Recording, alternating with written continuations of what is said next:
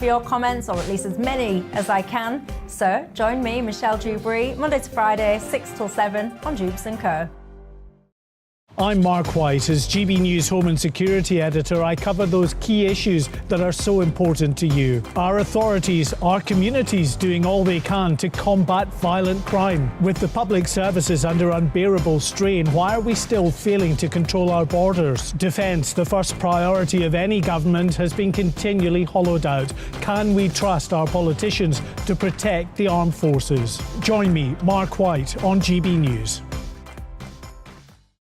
We are GB News, the People's Channel. And right across the United Kingdom. You can find us on Sky Channel 512, Virgin Media Channel 604, Freesat Channel 216, Freeview Channel 236, And YouView, Channel 236. You can also take us with you on DAB Plus Radio. with the GB News app and at the website gbnews.uk. We're absolutely everywhere. Come join us on GB News, the People's Channel, Britain's news channel.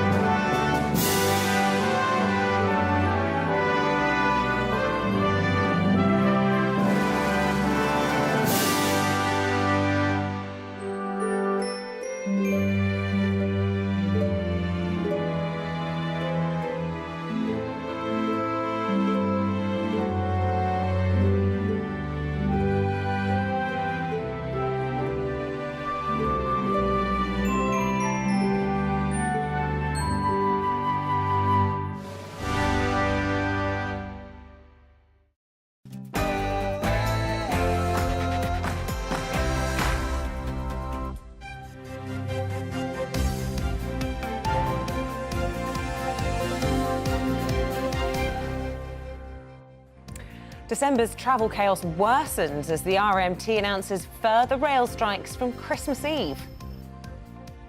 Good morning, it's 6 o'clock on Tuesday the 6th of December. This is Breakfast on GB News with Isabel, Webster and Martin Daubney. Here's what's leading the news this morning. Rail workers are to strike from Christmas Eve till the 27th of December. That's on top of the 8 days of industrial action already announced over the Christmas period. Network Rail's accused the union of playing fast and loose with people's holiday plans. A primary school student in Hampshire has become the 8th child to die from a severe Strep A infection. Downing Street has warned parents to be on the lookout for symptoms and to contact the NHS if they're concerned about their child's health.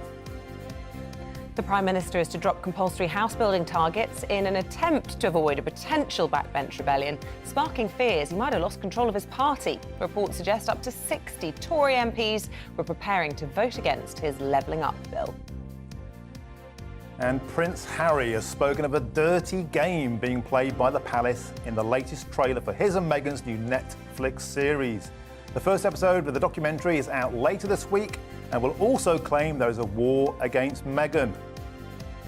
I have a feeling a few of you are going to have a thing or two to say about that. Oh my goodness me, they mean business, don't they? It's going to be a right royal dust-up. Yeah, there's going to be a row. Let us know your views on all of the topics this morning. Get in touch via Twitter or email, and please do let us know where you're watching or listening from.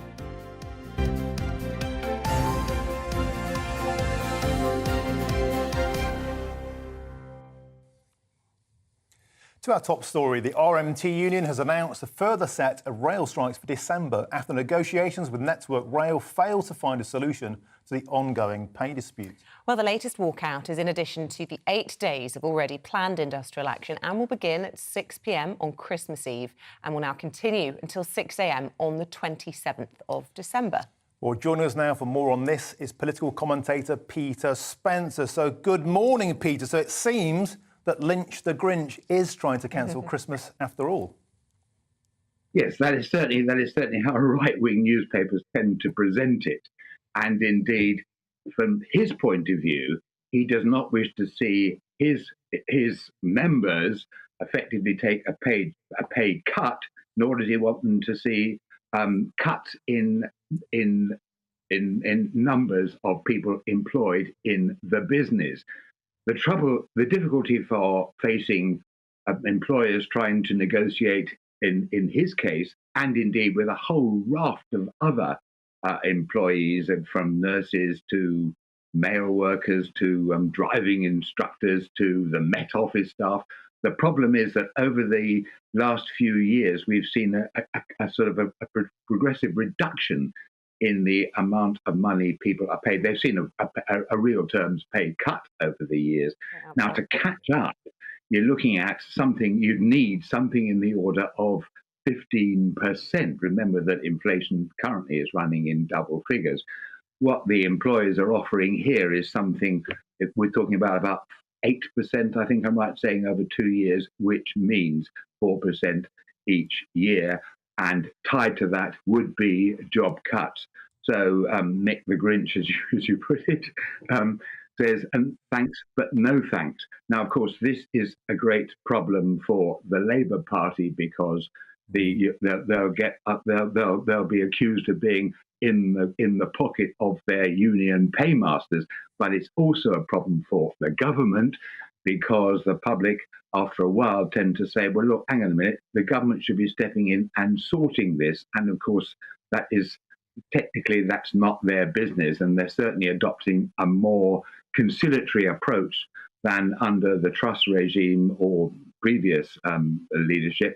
But at the same time, they still know that they're in a hideous bind, both with rail workers and, as I say, with a whole raft of other employees across. Yeah, I think when it comes to Christmas, Peter, people will just start to feel, won't they? This is spiteful. Last year there was Omicron. The year before, lots of people were kept apart because of COVID. You know, why take it out on people trying to be with their loved ones at Christmas? But I want to ask you about something else that Downing Street have been talking about this morning, and this is the 8th child this season to have died from Strep A, this really virulent version of the bacterial infection. The government insisting that the NHS is prepared, that there are enough antibiotics available to children.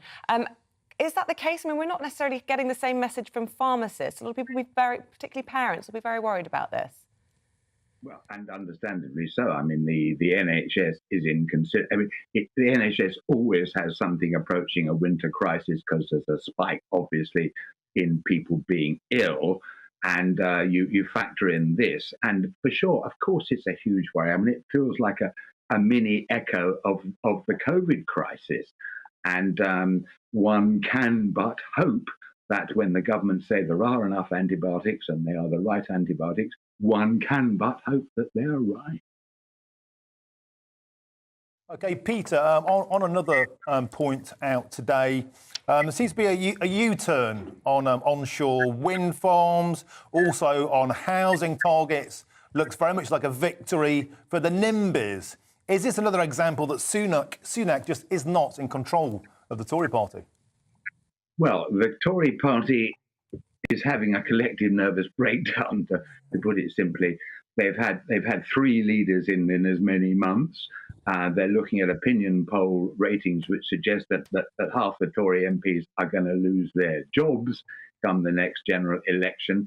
And the normal rule of thumb is that in a properly run, well-disciplined party, people on the backbenches who are not happy with one piece of legislation or another have a jolly good old grumble about it, and then in the end toe the party line.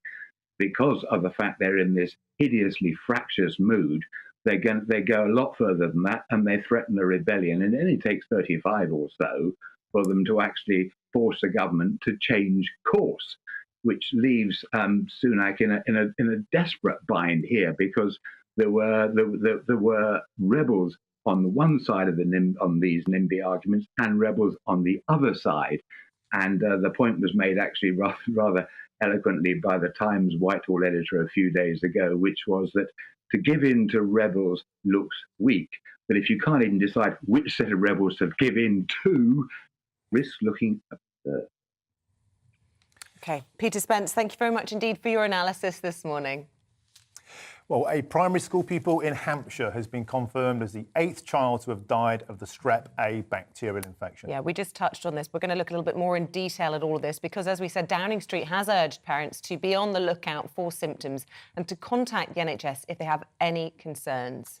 It comes as the government urges doctors to prescribe antibiotics proactively in schools where there have been cases of Strep A, with the potential for penicillin to be given out en masse. Well, with us this morning is Chief Executive at the Association of Independent Multiple Pharmacies, Dr. Layla Hanbeck. Good morning to you. Look, I just want to draw your attention, first of all, to the front cover of the Eye, antibiotics en masse for children in Strep A schools. I mean, both Martin and I are aware of cases of Strep A in our children's primary schools. There's a huge deal of concern amongst parents. Understandably so, my goodness me, 5 times the normal levels of deaths amongst children from this. And yet handing out antibiotics like Smarties, is that the right approach? Well, from pharmacy perspective, we've certainly seen much higher levels of antibiotic prescribing compared to previous years. I mean, this year it's been, they're flying off the shelves, really. And that has actually led to the fact that, supply of these have also become a concern in terms of, how we actually manage to source these out from wholesalers and manufacturers. But I think as a parent myself, obviously everyone is very worried about what is going on. And I think local guidelines are something that are being looked at on a regular basis and updated in terms of what needs to happen with the prescribing.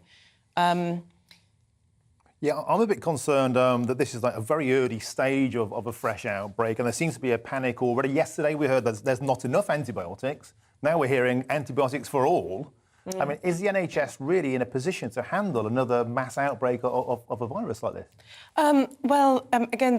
This year as well, we're seeing higher levels of cold and flu, and it's known that if you have, cold and flu, you're more prone to pick up infections as well, particularly in amongst little children. But what we need to be careful about here, if we are asking for antibiotics to be prescribed. Obviously, we need to think about the supply side of it as well. That it's one thing prescribing antibiotics, another thing parents going into pharmacies and not being able to get these. Up for us, because Downing Street deny there's a shortage of specifically amoxicillin, which is used for this, and yet pharmacists that we're speaking to saying, as you are, there's a problem from the wholesalers' side. So which is it? Well, the latest times we checked that was yesterday evening, and there were red flags coming up on the wholesalers' lists in terms of out of stock, and out of stock. And when you actually get these coming in, then, as I said, because of the level of prescribing, they are, running out. So it's a matter of, the stock being patchy. And is this international worrying. Supply chains, or do you understand anything about why we have a shortage of, say, amoxicillin at the moment? Well, sometimes it's supply and demand. Well, that affected. Okay. You remember the HRT thing that we had, earlier this year. But also, the global market in terms of, the pandemic has affected it. The lockdowns, in the Far East, affecting the raw material availability, fuel costs, and everything else that adds to it. But also, at the end of the day, it also comes back to supply and demand, and the demand is very high. And it's interesting, isn't it, how lockdown supply chain issues are being talked about in terms of the pharmacy side of things, and also the lack of children mixing, which is healthy for their natural immune system. So can we just conclude that lockdowns were disastrous for children's health? Oh, that's a very difficult question you're asking me. I think, obviously, the facts remain that if you don't mix, your immune system is not as strong. And, I can see that with my youngest kid in comparison with the other 2 kids. He's a COVID baby, as we say, and immune systems are a bit lower. But at the end of the day, it comes back to this winter is also being harsh in terms of the cold and flu amongst the population. Well, anecdotally, at my school, there's been a load more norovirus than I remember in other years. There's certainly been at least 2 bouts of it going around the school. So, I mean, it seems, at least anyways, that there's a lot more nasty bugs. Yes. Can I just ask on the issue of antibiotics? I mean, we've all been trained, haven't we, as parents and as a society, that we should try not to overuse them because we end up with resistance, and in the future we create problems for ourselves. So it's trying to strike that balance between parents who are absolutely understandably terrified for their children, and the future. Absolutely, and that is the key thing. And as healthcare professionals, we have that antibiotic stewardship in terms of like making sure that overusage of antibiotics don't happen. And then yet you have scenarios like this, and it's having that balance in terms of like what do you do, and at the end of the day, that's why it's important that these guidelines are reviewed on a regular basis. So as healthcare professionals, we know what we're doing as well. Okay. There's just so much confusion. That's what I think is the issue here. So on the one hand, we can't get stuff. On the other hand, it's stuff for everybody. And then do you find as well that people are buying their own medicine online? 'Cause you can do that now, can't you? People are kind of short-circuiting even the diagnosis stage. Yeah, and I think that's a worry that we have, again, as pharmacists, in that, first of all, people start self-treating. So if they have any old antibiotics at home, they think they can take that. And we strongly advise against that, because antibiotics don't work for everything. You know, if you have a cold and flu, a sore throat as a result of a cold, it doesn't really help taking antibiotics. But, you know, going online as well, because people then think, OK, well, if I cannot get it here, let me go online. You don't know what you're getting, because sometimes it's not antibiotic that you're getting, something else that you're getting. So don't treat yourself with any of these medicines. And you know, we worry because people ask these questions.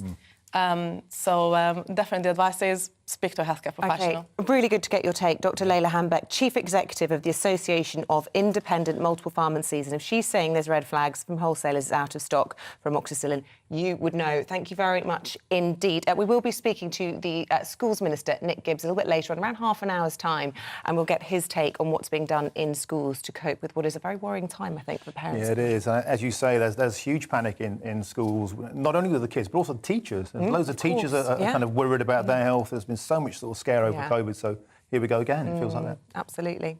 Well, look, it's 6:14. Let's bring you up to date with some of the other big stories this morning.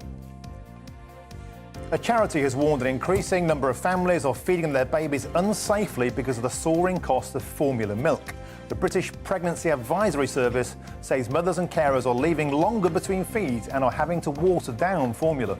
Even the cheapest brand has gone up 22% in the past year. Labour will try and force the government to release COVID PPE contract records linked to a Conservative peer. There are reports that Baroness Michelle Mone profited from winning contracts worth more than £200 million. Russia's defence ministry claims Ukrainian drones have struck 2 air bases in south-central Russia last night. 3 servicemen were killed and 4 left wounded. Ukraine haven't claimed responsibility for the attack, which, if true, will be the deepest strikes inside the Russian heartland since the war began in February.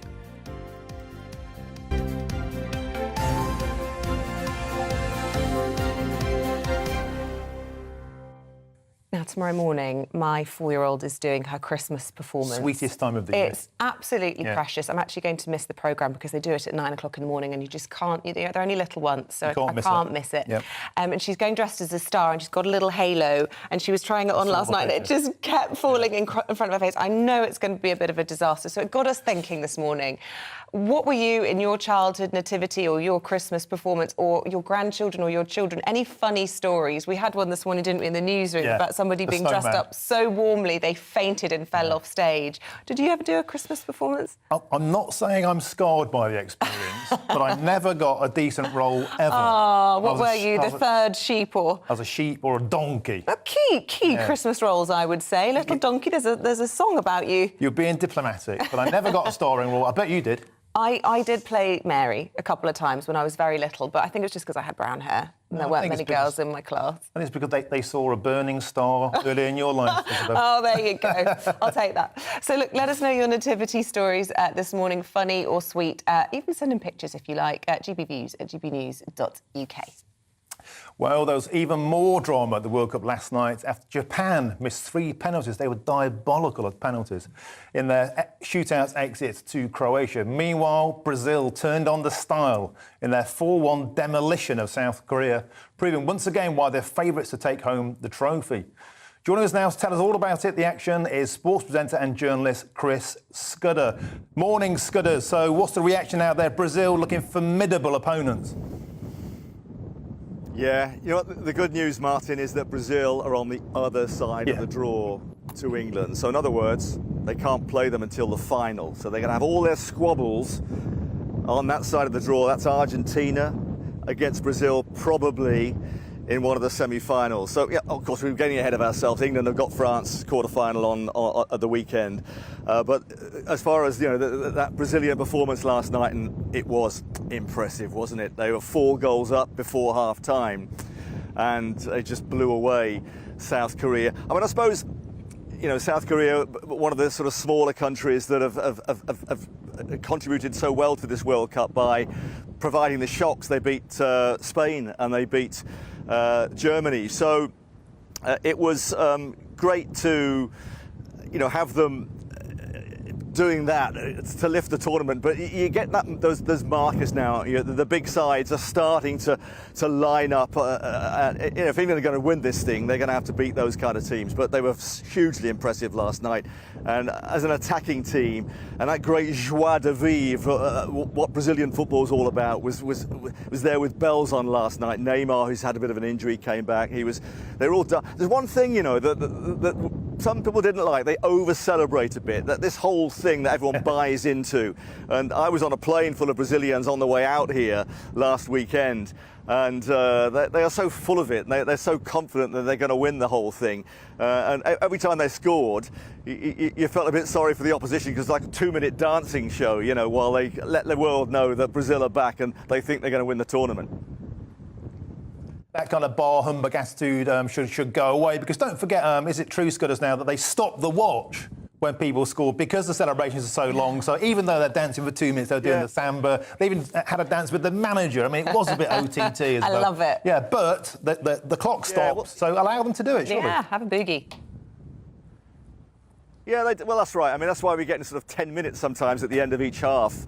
And quite right, too. The one thing I'd like to see is that what you actually see on the clock when the referee stops his. At the moment, you kind of know it's being added on, but you never see on the clock how much actually. So at the end, the first thing you know about it is when you say, there's an extra 12 minutes, you go, where's it come from, So if we could actually have it synced up to the referee's watch, then maybe you can see exactly when he is stopping play, when there's an injury or whatever. But that's something that will probably come in the future. But, Brazil, I mean, as I say, the good news is, let them get on with it on that side of the draw. If England do get as far as the final, then, we'll see, we'll take it as it comes. But, yeah, they were impressive last night.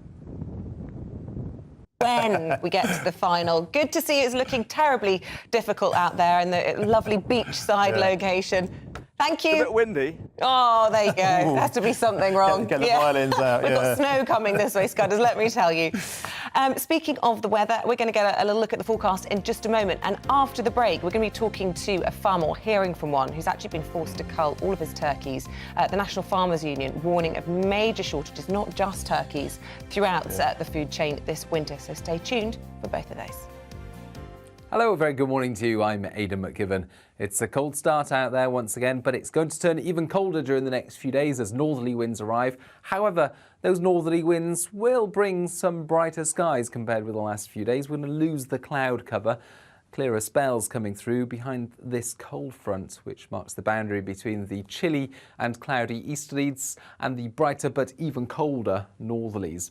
So things are brightening up during the morning and afternoon. The cloud peeling away from the south coast to reveal plenty of sunshine for southern England, parts of Wales, northern and western England, as well as western Scotland and Northern Ireland. I think the north of Scotland, eastern England, parts of Northern Ireland will continue to see some cloud and showers brought in on these strengthening northerly winds. Hill snow for northern Scotland and 4 or 5 Celsius here, with that wind feeling more like 0 or 1 degree. 7 or 8 further south. Less windy, a bit more sunshine, perhaps feeling a bit more pleasant compared with the last couple of days.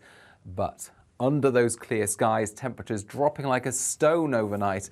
Western Scotland, parts of Western England, Wales, Northern Ireland, seeing a widespread frost. -3, -4 Celsius in sheltered spots, and even lower than that in some prone areas. But for Northern Scotland, Eastern England and Northern Ireland, a bit more cloud about, frost a bit more limited. However, there are going to be further showers here, and as those northerly winds bite, it's going to be snow. For northern Scotland, that's snow falling at all levels, and it looks like at lower levels 2 to 5 centimetres will build up on Wednesday. 5 to 10 over the hills could cause some problems. Snow warning in force.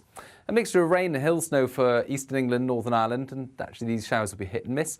Plenty of sunshine away from the showers across central and southern parts of the UK, although it will feel increasingly cold. We're going to see sharp frosts by night, icy patches in the mornings as well, and some more snow to come for northern Scotland.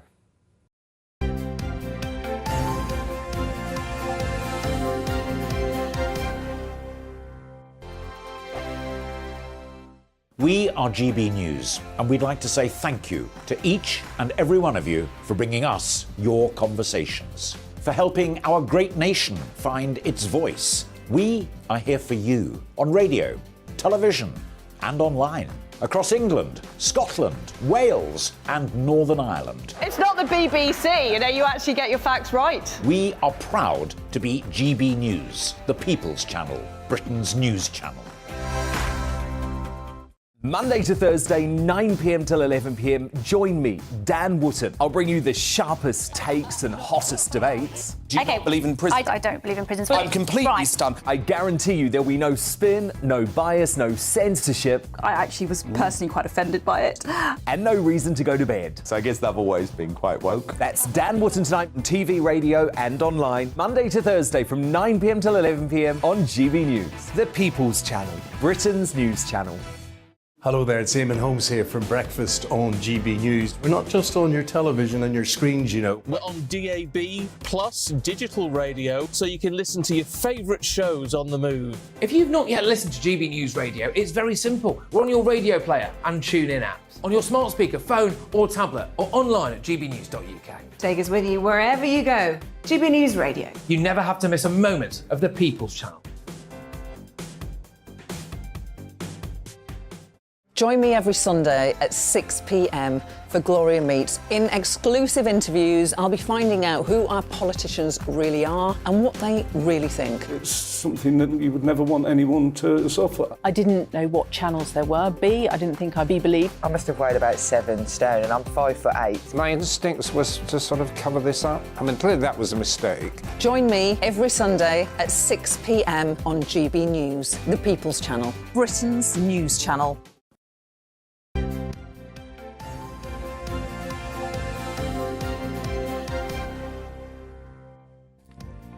Good morning. Still to come on today's programme.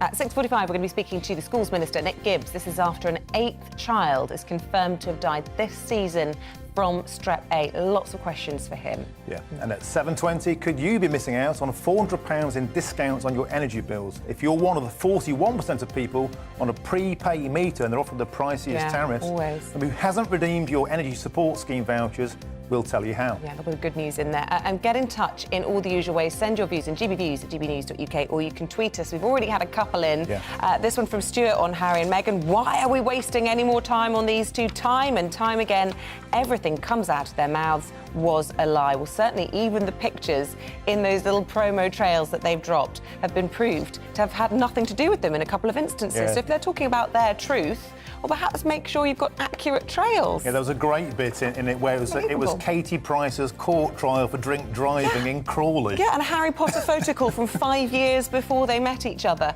Totally unrelated. Yeah, editorial values questionable at best there. And what else are people saying? There's another one on Strep A from Steve. Everyone seems to be worried about antibiotic supply. No mention of giving antibiotics and turn the Strep A into a more resistant strain. That's what you said. Like they've been banging on about for the last 20 years or so. Yeah. Good point, Steve. Yeah, and we will be keeping a close eye on that Strep A situation. Indeed, speaking, as I say, to the Schools Minister in 15 minutes' time. Well, The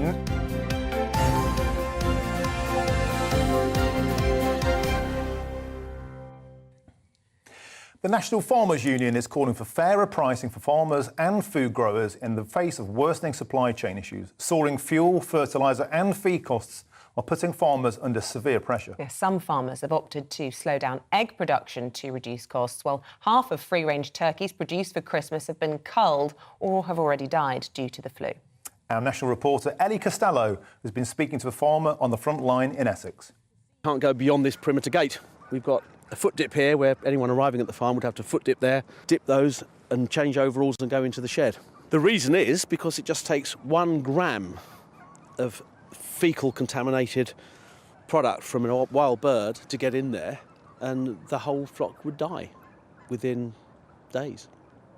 These biosecurity measures have become the reality for Paul Kelly, as bird flu has swept the UK, killing poultry being reared for Christmas. We did lose 8,500. And it's horrible because you go, the farmer phones you, Paul, I think we've got a problem. I remember it as well. I was into the farm 10 o'clock at night and having a look, and you think, it's horrible. The turkey's just all quiet and there's a bit of mortality. The next morning the mortality's doubled, and then within 3 days the whole lot were dead.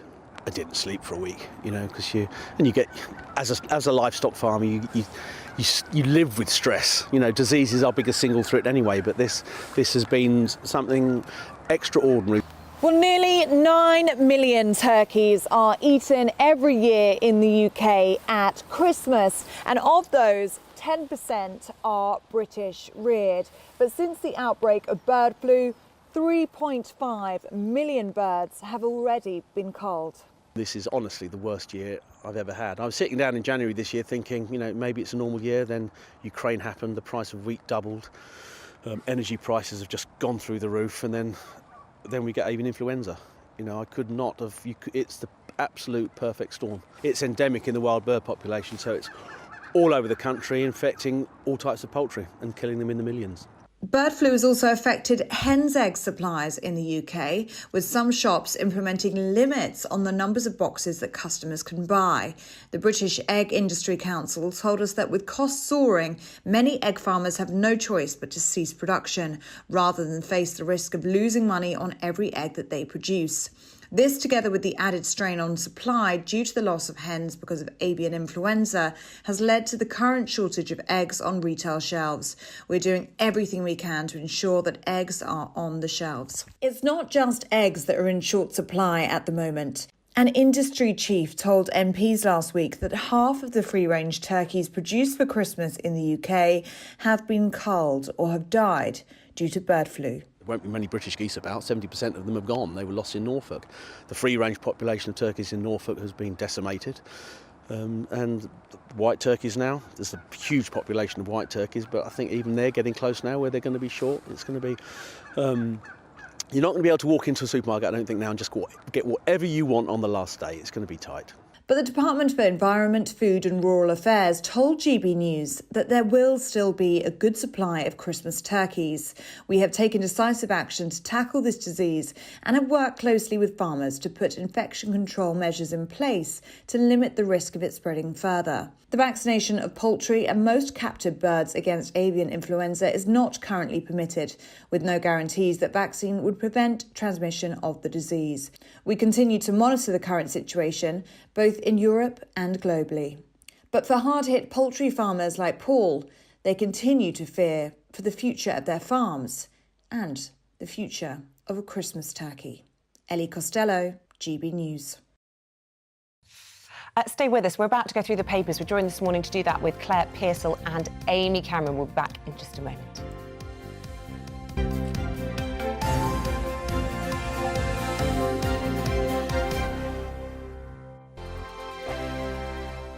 Monday to Thursday nights on GB News. At 6, it's Dubes & Co. 7 o'clock, Farage. At 8, join Mark Stein. And at 9, Dan Wootton Tonight, followed by Headliners. On TV, radio and online. This is GB News.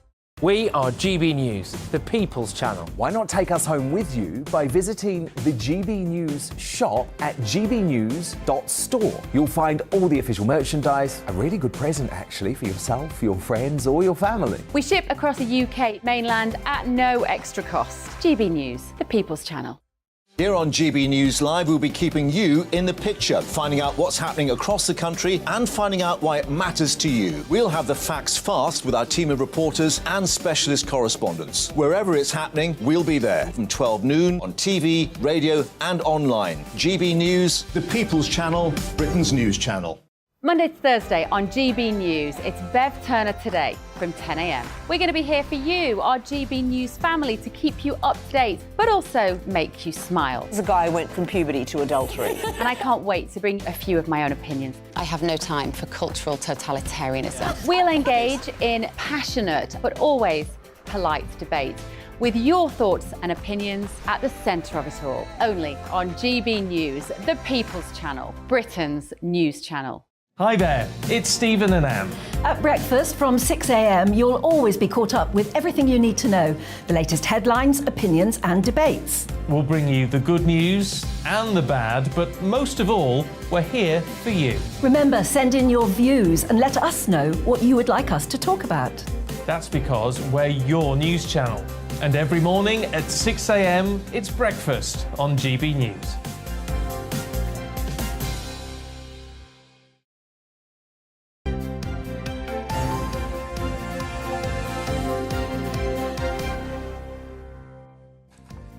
Welcome back, and it's time to look at the front page of today's papers. Let's start, shall we, with the Daily Mail. They're leading with the latest trailer for the Sussexes' Netflix documentary, with Prince Harry claiming royal life is a dirty game.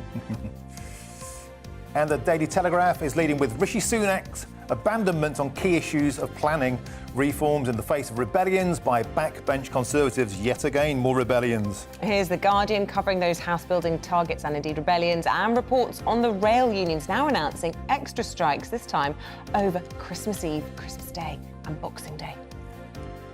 And a story we discovered. Finally, the Eye has a big splash on detailing plans to give children antibiotics en masse for children in schools due to the Strep A outbreak.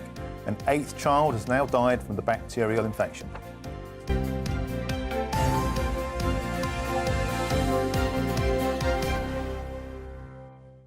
Well, it is time to go through your Tuesday morning newspapers. We're joined to do that this morning by the former Conservative advisor and regular on the show, Claire Pearsall, and environmental campaigner and equally regular to GB News, Amy Karen. Welcome, a all-female newspaper panel. Yeah. Always great. Equality in action. Can we start with you, Claire, with the front of the Daily Mail? Look, this did drop yesterday at lunchtime, but it is still on the front of pretty much every single newspaper. Yeah. And it is fury now, quite frankly, that people are feeling, because, you know what, we know that you've had grievances. Mm-hmm. Is this the way to deal with it? Well, I think it's not, and for all of the misery that this pair have seemed to have been through, they're making a lot of money out of it.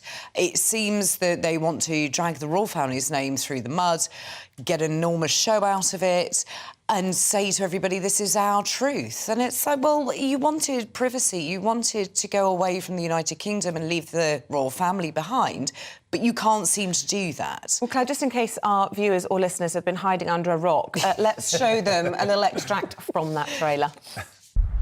It's really hard to look back on it now and go, what on earth happened? You hear that? That is the sound of hearts breaking all around the world. She's becoming a royal rock star. And then everything changed. There's a hierarchy of the family. You know, there's leaking, but there's also planting of stories. There was a war against Meghan to suit other people's agendas. It's about hatred. It's about race. It's a dirty game. The pain and suffering of women marrying into this institution, this feeding frenzy. I realized they're never going to protect you. I was terrified. I didn't want history to repeat itself.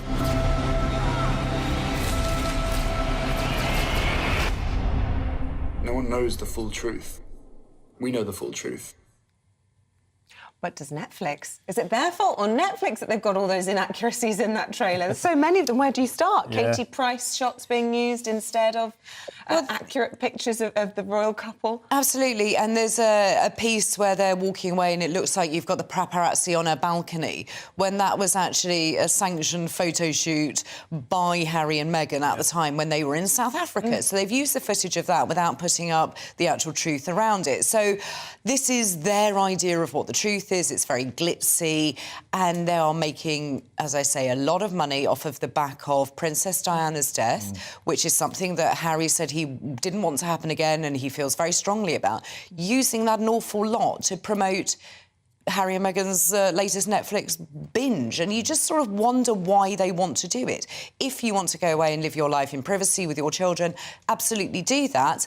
Don't go and get millions off of Netflix and put something out there that is going to embarrass your family. Amy? Just want to bring Amy in. I know you're a staunch royalist. Just cannot wait to comment on this one. Amy, over to you. I mean, you'd be relishing this. They're all putting themselves apart. I think, exactly to that, I don't really know why we expect normal behaviour from members of the royal family. I mean, Prince Harry has grown up in a world the likes of which none of us can comprehend.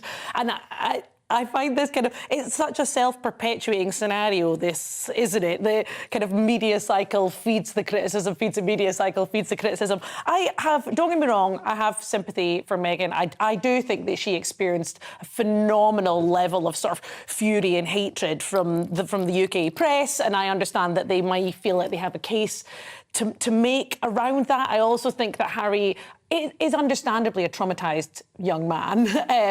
What he experienced with his mother must have been extremely terrifying and extremely formative. And for him to see what he felt was his family sort of repeating history, I do understand that must have been very, very triggering. I'm just over it. I'm over it. It's not going to stop, though. It's never going to stop. We're never going to be able to stop talking about it, because as long as they can make money, they'll keep dropping these bombs, and we'll keep talking about it enraged, as you say, because the royal family, people who are hard-working, keeping their top lip stiff, and going back trying to promote causes like Earthshot, which presumably is something that you would be in support of, totally being overshadowed by this obsession. I'm also finding it hard, just to interrupt, that Harry is being reinvented as this bastion of racial harmony. I mean, let's not forget, in 2005, he dressed as a Nazi. In 2009, he had to publicly apologise for using very derogatory words about Sandhurst colleagues. He's the only royal who's been forced to apologise. Racist word? Yes. The only royal who's ever been forced to apologise for racism. Is all of this, Claire, just a way of him using a woke screen to reinvent himself as this saviour? Well, really, he's been a sinner in the past. He has. I think he has always found it difficult to carve out his own path. When you are the spare, which he is, unfortunately, he was always in the shadow of his brother. So I think that he has had to do something to make himself different. Now, whether that be parading around naked in Vegas or putting on a Nazi uniform, as you say, I think that he's now had to go the other way and say, look at me, aren't I good, aren't I woke, aren't I brilliant, looking after everybody's interests, and almost sort of philanthropic in that respect. But couldn't they just have used this opportunity? Look, we are people want to see us, people want to hear from us, we can make some money, but let's do this in a way that doesn't trash my father, my brother, my sister-in-law, my grandmother's reputation, our entire family. The reason we are wealthy. Why couldn't they have done it to shine a light on a lot of the good work? Let's be honest, they do good work, philanthropic things. And certainly Harry, with his Invictus Games and his focus on a lot of what goes on in Africa as well, he's done amazing things. It's just a wasted opportunity. As I say, it all comes back down to self-obsession. I just think we give the royal family in general way too much airtime. I mean, don't get me wrong, I have lots of respect for the charitable work that they do, but the place that they hold within British society is bizarre, I think, and increasingly looks so and I think we will see this sort of stuff play out and continue to kind of chip away at their reputation, and more questions will be asked about the position that they hold in British culture in the wake of the Queen, who was, of course, much loved. But that isn't carried through to the sort of subsequent generations. And I think, whether it's this scandal or, of course, we saw the terrible kind of racist scandal around the royal family and the behaviour of their staff last week, these stories are just going to keep coming out, and I think increasingly the British public are going to ask, what is the point of the royal family? And that's the conversation I think we do need to have. I think that Marlene Headley story has got more legs to run yet. But anyway, I know you want to talk about something else other than the royal family. I can sense it in every atom of your body. So let's move on to your first story here, Amy. And this is the rail union delivers more misery. This is Lynch the Grinch at Christmas. I think if only we had the popularity of Mick Lynch, I think is the smartest thing to say. That man has done more for unions than I can remember in my lifetime.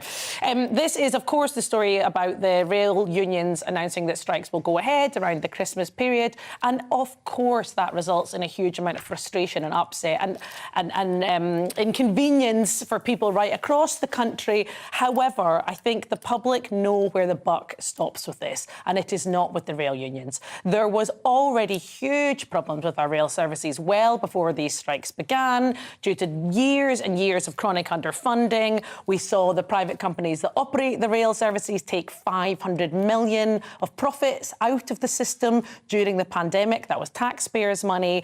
And of course, these strikes are taking place in a much wider context of strikes right across our public sector. Well, Claire, what do you think? Do you think the public see this as not being the fault of the unions, or do they think after Omicron last Christmas and COVID Christmas before that now they're actually being the people who finish work on Christmas Eve will now no longer be able to use the train to get home? The roads are going to be bonkers. Absolutely. I don't think the public do have sympathy because they are paying an enormous amount for rail fares. They want the service to be there when they know it's going to be there. And we have had disruption after disruption after disruption. And when you hear Mick Lynch saying we're doing this for the good of our workers, but they have turned down a negotiated offer of 8% and no compulsory redundancies, and you just think, well, what else do you actually want? So no, I don't think the public do have sympathy. I don't think the public think the buck stops with rail companies or the government. I think the buck stops with somebody like Mick Lynch and the unions for going out on strike. This is putting enormous pressure on ordinary people who are just trying to get around and do their jobs, visit people in hospital, visit family, especially at Christmas time. So I have absolutely no sympathy. It makes me so also angry. worth pointing out that's the time when engineering works happen. 300 engineering projects have been cancelled because of this during this period. That's 120 million quid's worth of work won't go ahead. So surely that's going to mean that this chaos will concertina on into the new year, Amy. But I think that Claire's point about rail prices is absolutely spot on. The reality is that we're paying increasing amounts for an increasingly substandard service, and that is not the fault of railway workers. That is the fault of railway bosses and, of course, chronic underfunding in our vital public services. So I agree, many people will be inconvenienced by this, and no one wants to see it happen. But that's why it's so important that the government allow the rail bosses to get around the table with the unions and negotiate pay increases. But they have done that. They've rejected it. But that pay increase does nothing to address the fact that these workers have faced real-term pay cuts for years now. Public sector wages have fallen behind the private since 2014. Who else is getting an 8% pay rise at the moment? I'm not getting an 8% pay rise. 2014, many of the public sector wages have fallen behind private sector. You have to remember that so many people who work on our rail services worked all through the pandemic to help us keep moving around. Many of them are on wages which do not allow them to feed their families, keep their homes warm this Christmas. All of us know what the cost of living crisis is doing. That's why we've seen Google searches for unions soaring. Yeah, look, clearly strong feelings on both sides. We'd love at home to hear what you think about this, which side of the argument you fall. It does certainly seem as though there's no agreement anytime soon between both on that. But let's talk about something else. It seems like Rishi Sunak now he's given in, hasn't he? He's caved to the rebels. This is the front of the Telegraph. And questions this morning about whether or not he's in charge. Do you know, politics has returned to normal. Yeah. We, the Conservatives, are rowing about housing and planning, and it's sort of quite nice in some respects to have that back again, because it means that we are getting back to normal service. However, the Prime Minister backing down so soon, I think, just weakens his position. He looks like he's also going to row back on banning of wind farms and perhaps some other planning reforms that we're going to go through. And it's just because the group of MPs who signed an amendment stating that they didn't want these housing targets. Now, we all understand that housing is needed. I think everybody would say that. I'm looking at the younger generations who are going to be unable to afford a house in their lifetime because of the lack of building that has taken place over decades. It's not just since the Conservatives have come home in. I think this is something that has gone on for such a long time. What worries me that the Prime Minister has caved in so quickly on something when you could have looked at ways around it. You don't need to have centrally imposed targets, but you can actually deal with this better. But it does feel like a victory for the NIMBYs, this one, Amy, and we talk how often about the barriers, particularly to young people who can't afford housing, and then the Tories wonder why they're not attracting younger voters. Yeah, I mean, that is exactly the point, right? Like, the Tories will be and deserve to be punished at the ballot box by younger people, because increasingly, what are the prospects that are being offered to people? Yeah. So, I'm going to interrupt you just purely because we have got a member of the government standing by. We'll come back to you to go through the papers if we can. Thank you for now, Claire. Claire and Amy. I want to introduce now the Minister of State for Schools, Nick Gibb, who joins us from Westminster this morning. Very good morning to you. And look, we're very pleased to have the Education Minister join us because of what is going on with Strep A in our schools. Many parents, quite frankly, alarmed with the news of an 8th child to have lost their life since September, and cases of Strep A 5 times higher than pre-pandemic levels. Can you reassure us that there are enough antibiotics? Because this morning we've spoken to a pharmacist who says, quite frankly, there are red flags out from the wholesalers saying there's simply not enough amoxicillin. Well, it is very tragic for the families of the 8 children that have died. The UK Health and Security Agency are working very closely with those schools, with the parents of those schools, to give them the advice that they need. And what the UK HSA are also saying to parents is to monitor the symptoms, so to look out for a sore throat, fever, and any red or raised rash on the skin. And if they are concerned about their child's health, to dial 111 or to get in contact with their GP so they can supply the diagnosis and the appropriate antibiotics. OK, and I just want to ask you about the advice that's being given to pharmacists and doctors and indeed A&Es.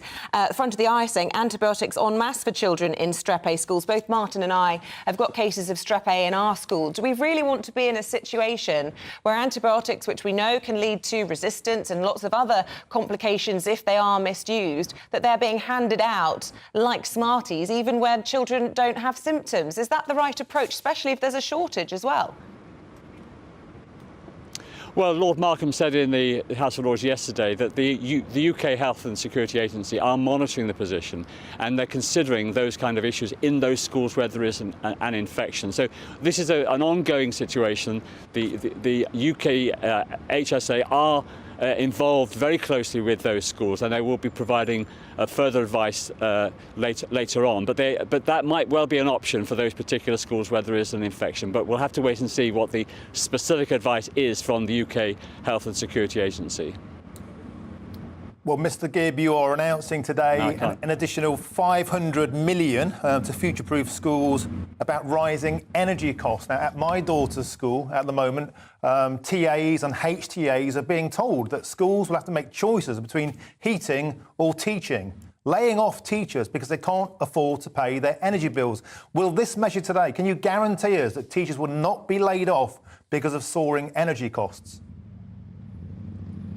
Well, what we saw in the autumn statement was a very good extra £2 billion for next year and another £2 billion for the year after that. It's a very good settlement. The government regards schools as a key priority to help boost the economy in the long term and the best outcome for young people. So the government is committed to proper funding of schools, and what we're announcing today is how that £2 billion will be allocated to schools. So it's something like £28,000 for a typical primary school and £170,000 for a typical secondary school. And we're also announcing, as you say, a £500 million energy efficiency package so that schools will have capital to be able to put in place very rapidly measures to reduce their energy consumption. So things like doesn't sound like a guarantee on jobs. No, look, we have record numbers of teachers in our schools today, for over 460,000 teachers and teaching assistants in our schools. And we've had a very, very good settlement announced in the autumn statement by the Chancellor, who also paid tribute to the wonderful and great work that teachers are doing up and down the country in our schools. So this is a government committed to properly funding schools. Over the last 2 years, we've had a 15% increase in school funding, £4 billion extra for this year, and now with this extra money, it's a £3.5 billion increase in school funding for next year. So we are giving priority to school funding at a time when we do have to take very difficult decisions in balancing the economy, making sure that our debt is coming down as a proportion of GDP over the period, and making sure that we can get through the difficult circumstances that have been caused following the illegal invasion of Ukraine by Putin and also the aftermath of the Mr. Gibb, pandemic. I'd like to ask you, if I could, about another story that's dominating today's front pages and the conversation, and that is the proposition of miserable rail strikes at Christmas. People unable to travel on Christmas Eve until the 27th. A pay deal has been rejected. Who's running this country, the Tories or the unions? Well, it's a very disappointing decision by the RMT. They were offered a very good pay deal by the employers, 8% over 2 years, which is in line with the kind of pay deals that are happening outside the public sector of between 4 and 6%. So I think the unions really should call off this strike. It's inconveniencing people up and down the country in the run-up to Christmas. I think it's a very poor way of conducting negotiations. We would urge the unions to talk to the employers, to keep negotiating and not to hold the country to ransom, particularly in December as we get nearer Christmas. Well, clearly, Rishi Sunak needs to keep negotiating with his own party as well. He's backed down, hasn't he, on going ahead with this levelling up bill because he quite frankly can't get the numbers, although he could with the support of Labour, but he's chosen to go for party over country on an issue when we've got huge problems with housing and huge inequalities between the generations. No, this is these changes to the planning, the regeneration bill are ways of ensuring we have consent in local communities for more house building. The government is committed to building hundreds of thousands of houses a year, and we had a record number of houses built, supplied last year, over 200,000. Not enough. As a party, the Conservative Party, we are committed to home ownership. We want young people to be able to get on the housing ladder. And over the last 4 years, we've had 3 of the highest numbers of new homes coming onto the market for young people and for the rest of the community. Not enough. It's about politics, isn't it? It's about marginal seats where people are concerned that they'll lose their seat at the next election and they're more worried about their jobs than on the issue of housing, which is a critical tipping point in this country. You can only deliver these housing targets if you have the community, the local communities on side. And what these measures do is that they ensure that when housing decisions are being taken locally, that they take into account the circumstances and the constraints and the character of the local area. So if you have a national park or land that's subject to flooding, that those constraints can be taken into account. So you start with the housing target figure, and then you can then talk to the local community about the difficulties or other circumstances that affect how and where those houses are built. We want more houses built, we want the right houses in the right place, but you need to have the consent of the local community if you're going to get those houses built. And as I said, since 2010, we've had 2.2 million additional homes added to our housing supply. We are committed as a party to young people and not so young people getting on the housing ladder because we believe in home ownership. And these measures will help to deliver those targets all over the country. OK, Mr Gibb, final question. Gordon Brown hoved back into view again yesterday with his 40-point plan of devolving power to the provinces. Is that something that you would resist or welcome? No, we have been devolving power to the mayoralties since we came into power. We believe in devolving power. We have plans to take 22,000 civil servants out of London. We have just announced the second round of the Levelling Up Fund, £1.7 billion. So we believe in devolving those sort of powers, decision-making to local communities. OK, Nick Gibb, Minister of State for Schools. We'll leave it there. Thank you very much indeed for your time this morning, joining us, as you can see there, from Westminster. Really interesting to get his views on a whole range of topics there. And I suppose Strep A is the big topic of the day, with an 8th child having tragically lost their life since the season began in September. We'll have full analysis of that and the rest of the day's news. We haven't had time to get back to our paper panel this hour, but we will have more from Claire Pissell and Amy Cameron just after 7:30. So do stay with us. Hello, a very good morning to you. I'm Aidan McKibben. It's a cold start out there once again, but it's going to turn even colder during the next few days as northerly winds arrive. However, those northerly winds will bring some brighter skies compared with the last few days. We're going to lose the cloud cover. Clearer spells coming through behind this cold front, which marks the boundary between the chilly and cloudy easterlies and the brighter but even colder northerlies. So things are brightening up during the morning and afternoon. The cloud peeling away from the south coast to reveal plenty of sunshine for southern England, parts of Wales, northern and western England, as well as western Scotland and Northern Ireland. I think the north of Scotland, eastern England, parts of Northern Ireland will continue to see some cloud and showers brought in on these strengthening northerly winds. Hill snow for northern Scotland and 4 or 5 Celsius here, with that wind feeling more like 0 or 1 degree. 7 or 8 further south. less windy, a bit more sunshine, perhaps feeling a bit more pleasant compared with the last couple of days. But under those clear skies, temperatures dropping like a stone overnight.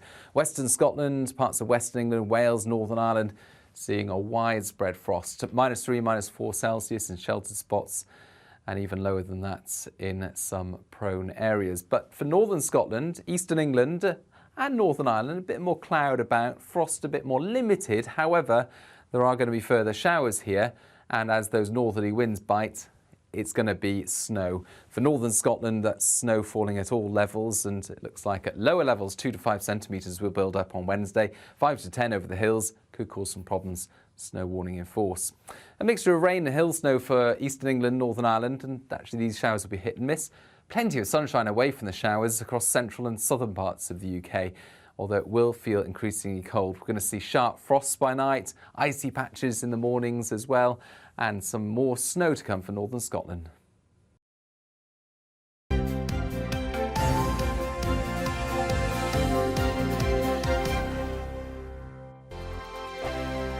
Every morning from 6 o'clock, we'll wake you up with GB News Breakfast with all the stories you didn't know from the night before. So whether it's serious news, entertainment, or your own news from all over our great nation, we're here to kick off your day with a smile.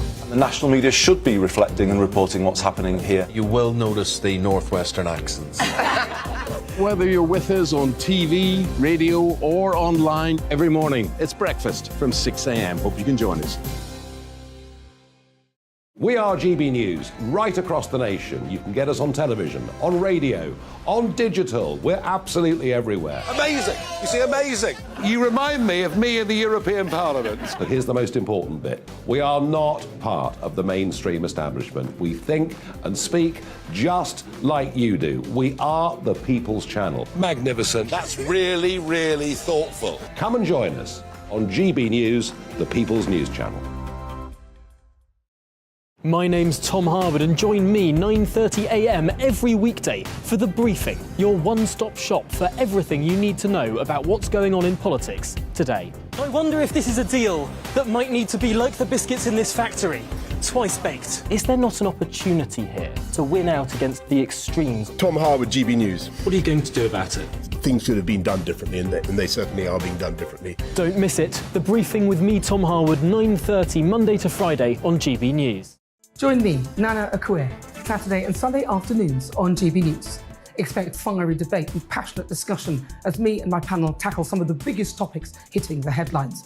It's a place for everyone's opinion. No one gets cancelled, but no one gets an easy ride. Oh, she's on it today! Be ready for conversations that are fierce, frank, and of course, fun. Every Saturday and Sunday afternoon from 4 p.m.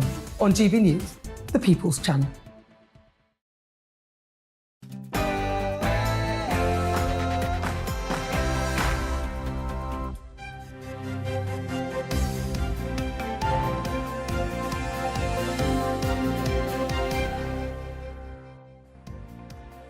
Government Minister Nick Gibb has told GB News the country is being held to ransom by the rail unions.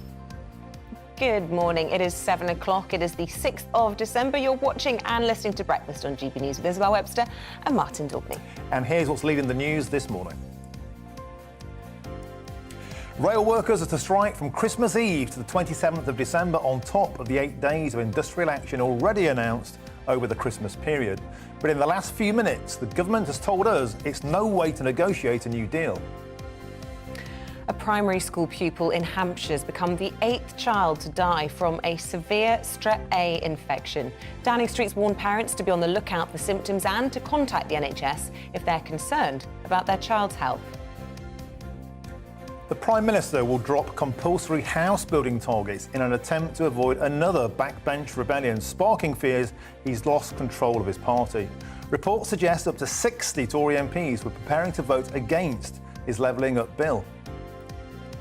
Prince Harry has spoken of a dirty game being played by the palace in the latest trailer for his and Meghan's new Netflix series. The first episode of the documentary is out later this week and will also claim there is a war against Meghan.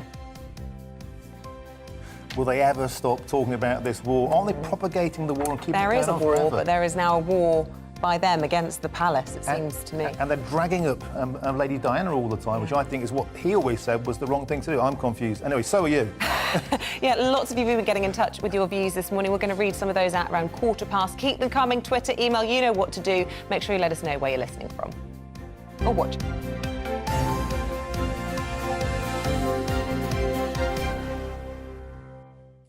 So our top story this hour, and the RMT unions announced a further set of rail strikes for December after negotiations with Network Rail have failed to find a solution to that ongoing dispute over pay and conditions. The latest walkout is in addition to the 8 days of already planned industrial action and will begin at the worst possible time, 6 p.m. on Christmas Eve, and continue all the way through until 6 a.m. on the 27th of December. Well, joining us now for more on this is political commentator Peter Spence. My goodness me, Mick Lynch is one heck of a negotiator. He has just upped the stakes, hasn't he? This is going to disrupt so many people and force yet more cars onto the road at possibly the busiest time of the year. There's no question about it. Nick Lynch will turn into very much a hate figure over the next few weeks. And I have to say that his outward persona is not terribly helpful. He does rather come across as Mr. Up Yours, which doesn't go a lot for his sort of lovability ability.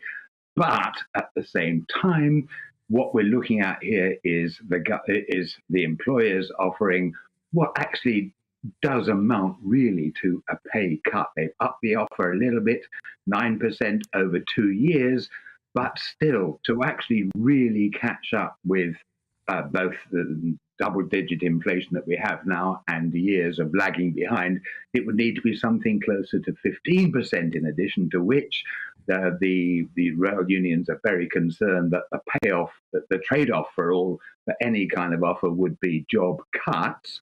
And the employers are saying, well, it won't be for a couple of years, but a couple of years is no time at all when people are looking at their careers.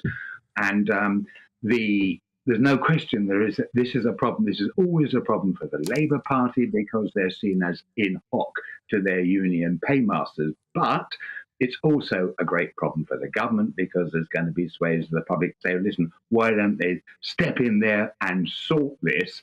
Point one. Point two, although there will be a great groundswell of public sort of hatred against people messing up their Christmas travel arrangements, there are also great swathes of the public which are also going to be taking similar action over the next few months for the same sort of reason. Well, Peter, a short while ago we had Nick Gibb, the schools minister, on GB News, and we put it to him, who's in control, the Tories or the unions, and here's what he had to say to us. Well, it's a very disappointing decision by the RMT. They were offered a very good pay deal by the employers, 8% over 2 years, which is in line with the kind of pay deals that are happening outside the public sector of between 4 and 6%. So I think the unions really should call off this strike. It's inconveniencing people up and down the country in the run-up to Christmas. I think it's a very poor way of conducting negotiations. We would urge the unions to talk to the employers, to keep negotiating and not to hold the country to ransom, particularly in December as we get nearer Christmas. Well, Peter, I'm sure that a Tory minister saying you must stop doing this will have a huge impact, won't it, on Mick Lynch? Yeah, I mean, I have to say I feel a bit sorry for this poor chap who's got to do the media rounds when he's really up against it. I mean, in effect, what he's saying is actually whistling in the wind. Let's be honest about this. But I mean, the problem that the Rishi Sunak and his consigliere face is the fact that there is a breakdown of discipline, it would seem, not only in terms of public disobedience about whatever they're being offered as wages, there is also a breakdown of discipline within the Tory backbenches, where you have, I mean, there's currently, losing count actually, well, there's a number of different aspects of civil disobedience on the backbenches, leading to rebellions to which the government has to respond, because it only takes 35 or so Tory MPs to say, look, up with this one, not put, and the government has to change course. So it rather sort of leads us into the question, A, is Britain ungovernable? And B, what kind of example are Tory MPs presenting to the nation? OK, Peter Spence, always good to get your analysis. Thanks very much for joining us this morning. Well, there's two more years of this calamity. It just feels at the moment like every day there's a fresh U-turn, there's a fresh revolve. I mean, the Tories just seem completely... Bring back Partygate. Last Christmas it was all about Partygate, and that's all we talked about. Now it's, you know, everything's in complete chaos, certainly. Look, we're going to talk now about a really serious issue affecting schools at the moment. An 8th child now has been claimed by Strep A, this one in Hampshire. This is a bacterial infection and causing a huge amount of alarm amongst parents. Yeah, and that includes ourselves. I mean, you know, your child's school, my child's school, both have outbreaks, and the kids and the parents are really panic about this. Of course, yeah. Anyway, the government has urged doctors to prescribe antibiotics proactively in schools where there has been a case of Strep A, with the potential for penicillin to be given out en masse like Smarties. Yeah, and look, we spoke to Nick Gibb, as we've been saying, in the last half an hour. He told us that the situation was being closely monitored, very much under the guidance of the UK Health Security Agency. Well, let's speak to a GP this morning, Dr. Veena Babu. Good morning to you. Lots of parents understandably worried about this and, you know, wondering whether or not their child's going to be affected by it. First of all, I suppose we should start as a sort of public service thing, talking about what the symptoms are and what parents should be looking out for. Absolutely. Firstly, you know, my deepest condolences to the families and loved ones of the little kids that we have lost. In terms of the symptoms, if your child has a fever and they present with a sore throat, so Strep A infections have been very common, right? We've been seeing them every winter. They're not something that takes your life. What we're seeing this winter is some more of the invasive case of the disease. So I would tell all parents to have a much lower threshold to seek medical advice if your child gets a fever and a sore throat. That would be the first sign to maybe even start antibiotics. So contact your GP, get in touch with medical professionals at that stance. The symptoms we're looking out for with group A strep is sore throat and fever. You may get a rash on the body, which looks different in different types of skin. So in lighter skin, it may seem red around the cheeks, around the mouth. On darker skin, it may come up like sandpaper texture on your skin around the arms and the tummy. And there's another form of the condition which presents as something called impetigo, which presents as blisters around the mouth that could dry up to look at what we call honey cross lesions. So if your child has any of these symptoms, sore throat, fever, an unexpected rash, texture of the skin changing, their tongue getting a bit kind of thicker, redder and fuller, you want to contact your doctor quite quickly and keep a very close eye on them in terms of their oral intake. Are they eating and drinking normally? Or has it gone down from what it was usually? Has it gone, are they passing urine enough? Are they getting more drowsy? Those are the things you want to be monitoring. OK, Dr. Babu, I'm no doctor, but you are. And this is on the front page of the papers today. And this is this idea of proactively handing out antibiotics to children to kind of head this off at the pass. Now, I thought that went against everything we're always told about giving out too many drugs, which creates resistant strains, which are even deadlier. What's happening here? You're absolutely right, it does. But think of the situation the parents are in right now. You know, I was in clinic yesterday and I saw at least 10 children with similar symptoms where parents were so worried. The numbers are going up. Even one case is dire, and we're looking at numbers approaching double figures. So if I was a parent, I would have the same kind of panic. So in this particular instance, I think the lesser of the two evils might be, let's get them protected. And everyone's thought might be we can deal with the strain problem afterwards in terms of increased resistance. We want to get our kids protected, and you're absolutely right. Mass giving out antibiotics is not the answer. So as of now, only in groups such as nurseries, schools, where the outbreaks have happened is where this is being encouraged. We're not just going out giving antibiotics in terms of GP practices and hospitals, but the threshold has lowered. And this isn't new. So even as doctors, we sometimes preemptively give antibiotics when children get unwell to say to parents, you know, in the next day, if there's no improvement, start giving the antibiotics. So you don't have to then wait for another appointment. But in this case, as you understand, when we're literally seeing deaths in children, it's, I think the rules have to be changed. Yeah, I mean, it's really shocking when you think it's 5 times higher than pre-pandemic levels, and these little ones from age 4 to 12. I think it just sends shivers down the spine of every parent, doesn't it? The trouble is the state of the NHS. I mean, 1 in 7 GP appointments requested are being denied. They can't get access to their doctors, and we're also hearing from. We spoke this morning to the Association of Independent Pharmacies, saying there are red flags for shortages of number of these critical antibiotics. Is the NHS in a fit state to cope with this situation? The pressures are high, we have to be honest, but I think what we've learned in the last few years is we have to plan. We have to put plans and strategies in place so that we can foresee these problems.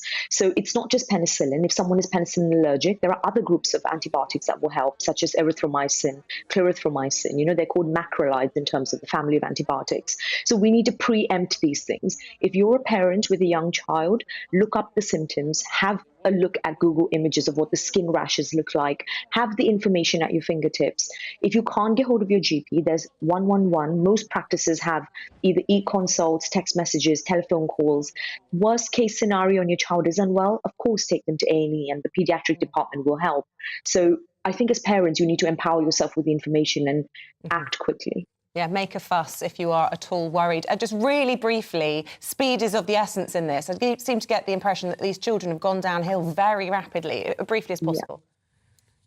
Yes. So what happens when this infection, if someone is already immunocompromised, which means if they have conditions like diabetes, are on cancer treatment, or their immunity isn't as built up because we've not been exposing children to lots of different groups as we would have maybe 5-10 years ago, this infection can become the more invasive type, which can unfortunately become serious form of sepsis. Yeah. Okay, Dr. Babu, really good to get your thoughts. Thank you for some very sensible advice there. Appreciate it.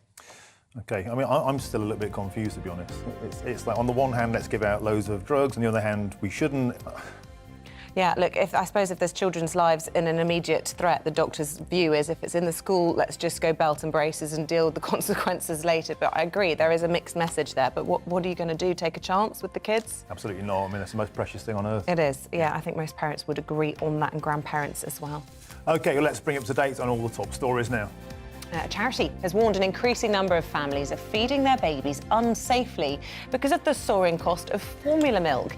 The British Pregnancy Advisory Service says mothers and carers are leaving longer between feeds and are having to water down formula. Even the cheapest brand has gone up 22% in the last year. The UK Health Security Agency has issued a severe cold weather alert for England, which could cause a risk to health. Cold Arctic air is set to move across the UK, with temperatures plummeting as low as -10 degrees Celsius. It's warning older people and those who are vulnerable with heart or lung conditions should do their best to stay warm. Russia's defence ministry claims Ukrainian drones have struck 2 air bases in south-central Russia last night. 3 servicemen were killed, 4 wounded. Ukraine haven't claimed responsibility for the attack, which, if true, would be the deepest strikes inside the Russian heartland since the war began in February.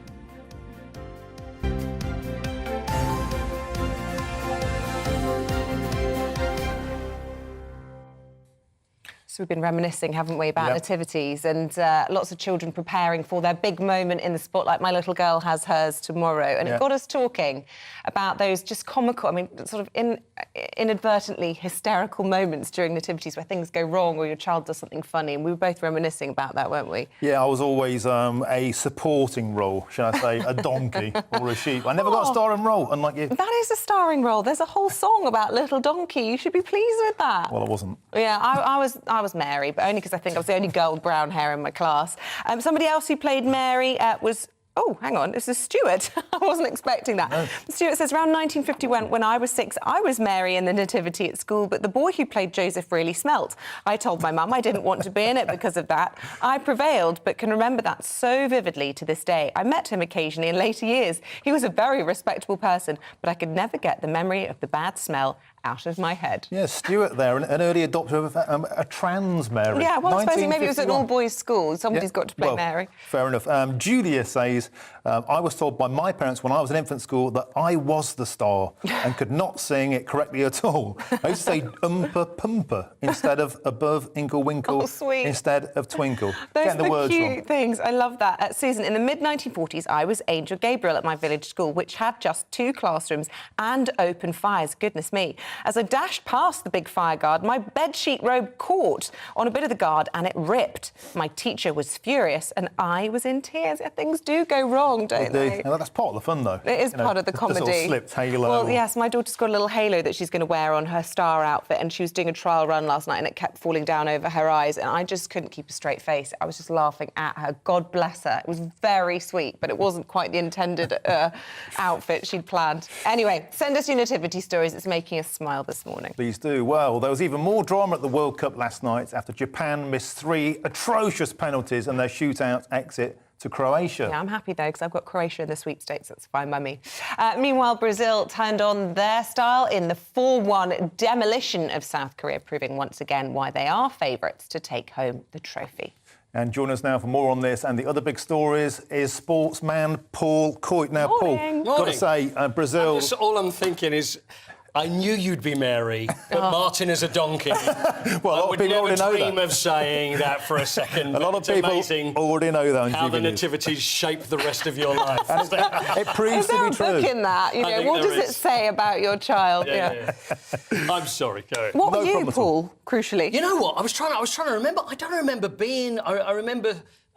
being in a wall once. I remember playing a wall in a play. I don't remember my nativities very well, but I've been to so many of them now. And the thing is, and it's almost like, and then the phones go up and you can't see anything because everybody's phone's in the way and you don't really get to see the whole thing. Yeah. But I wish you well, because I love it's so it. sweet. I can't wait. Yeah. So, the World Cup last night, I mean Brazil... looking very... They looked like Brazil, didn't they? Well, They were came alive at last. They've had a bit of a spluttering start, but they demolished Korea last night, didn't they? They did. Well, the thing is, South Korea, you think, now, how do we play against Brazil? Do we actually go toe-to-toe and try and play football against Brazil, which is South Korea are thinking, which is very brave to attempt? Yeah. Or do you just think, you know, we'll just sit back and just try and absorb the pressure and hit them on the break? Whereas South Korea, they went for it and had a go, and I thought they were OK. But Brazil in the first half, I mean, like I say, they played like Brazil. They were the Brazil that we expect.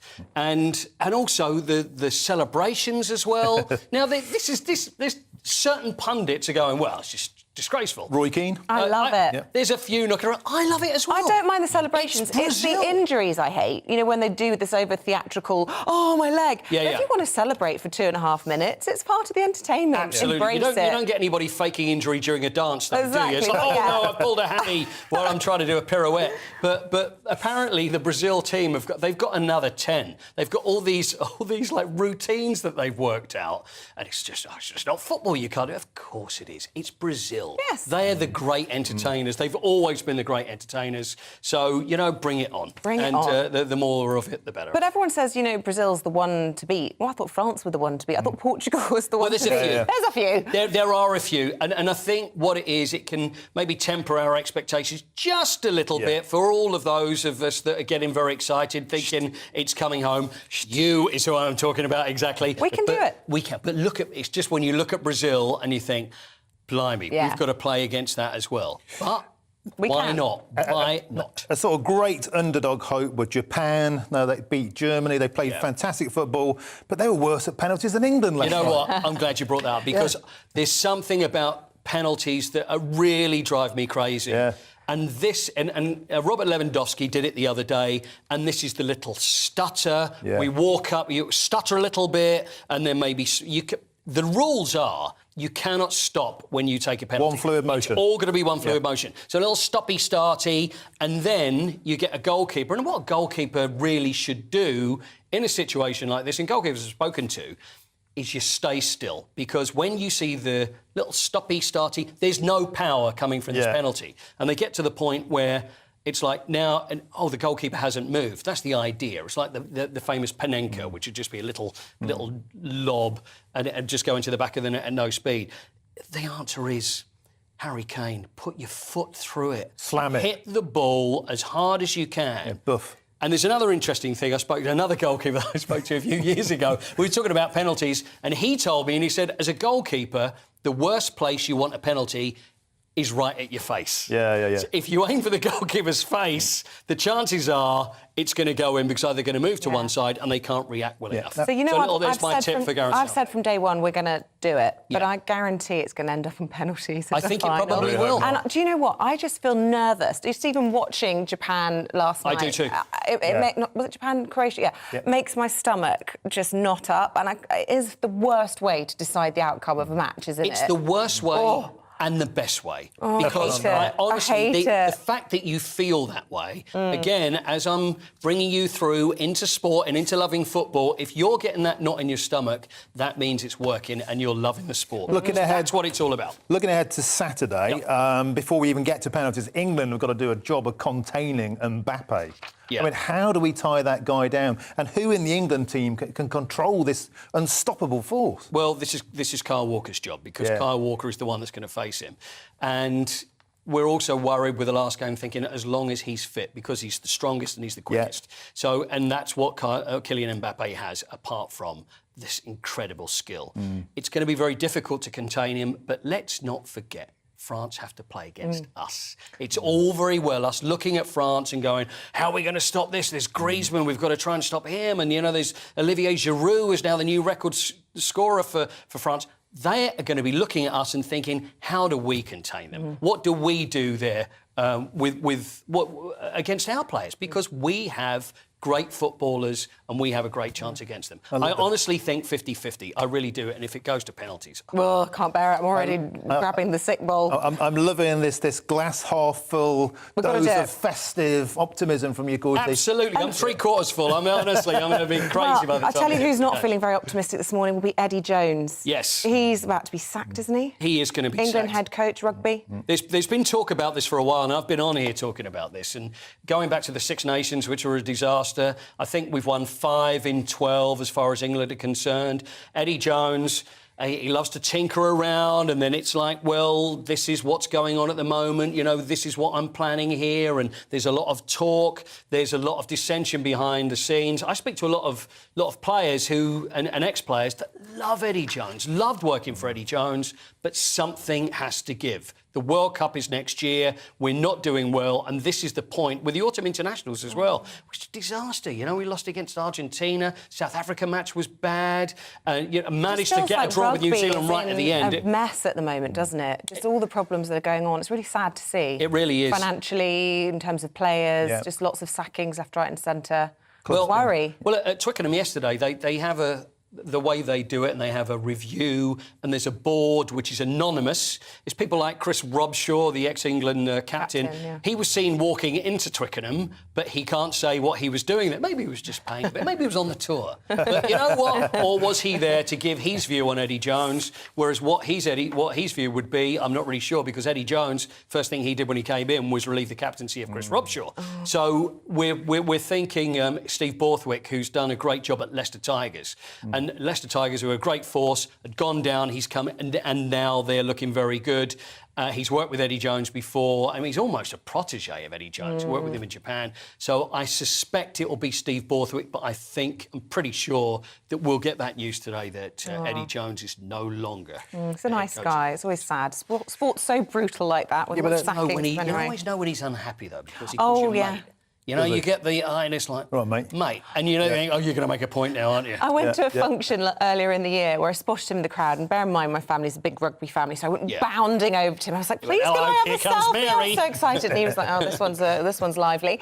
And then we went through to the hall where we're sitting down, and he was sitting next to me, and you could actually see the cogs in his head going, oh, no, she's back. It was so bad. We had to make small believe talk. that for a second. We had to make small talk. Oh, it was very funny. And was it all rugby-based, or... I did my best. See, that's the tricky thing, is that when you're in a situation like that and you meet someone, a great sporting hero, you think, do I just stick with talking about, or do I go off elsewhere? And it's always tricky. I mean, I did an event with Glenn Hoddle first time I met him, and I was so in awe. I was hosting the event. I had to go off and walk around the hotel for a while because I didn't know what to say to them. Oh, gosh. Never meet your heroes. Easy. Personally, thank you very much, Paul. Appreciate it. See you soon. Cheers. Thank you, Paul. Right, stay with us. After the break, we're going to be talking about how you can redeem your £400 energy bill discount if you haven't already and you're on a prepayment meter. Apparently 40% of people haven't. So some advice after this.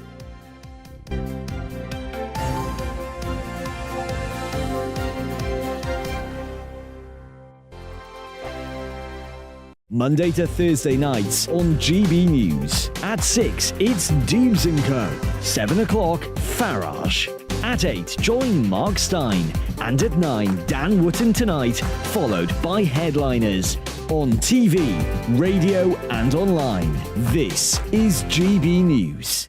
Here on GB News Live, we'll be keeping you in the picture, finding out what's happening across the country and finding out why it matters to you. We'll have the facts fast with our team of reporters and specialist correspondents. Wherever it's happening, we'll be there from 12 noon on TV, radio and online. GB News, the People's Channel, Britain's news channel.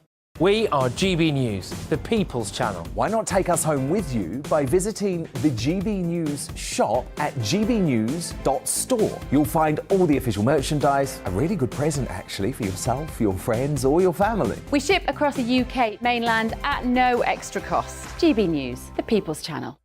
Join my show Farage, 7 p.m. till 8 p.m. Monday through Thursday, and there you will get opinion, analysis, debate, and I'll cover stories that nobody else dares to touch. You've been cancelled. Join the club. Oh my goodness me! And then for the last 15 minutes, talking pints. We're over a drink. We have a civilised conversation with someone. We very often disagree, but we do it in a grown-up way. Come and join me on Farage.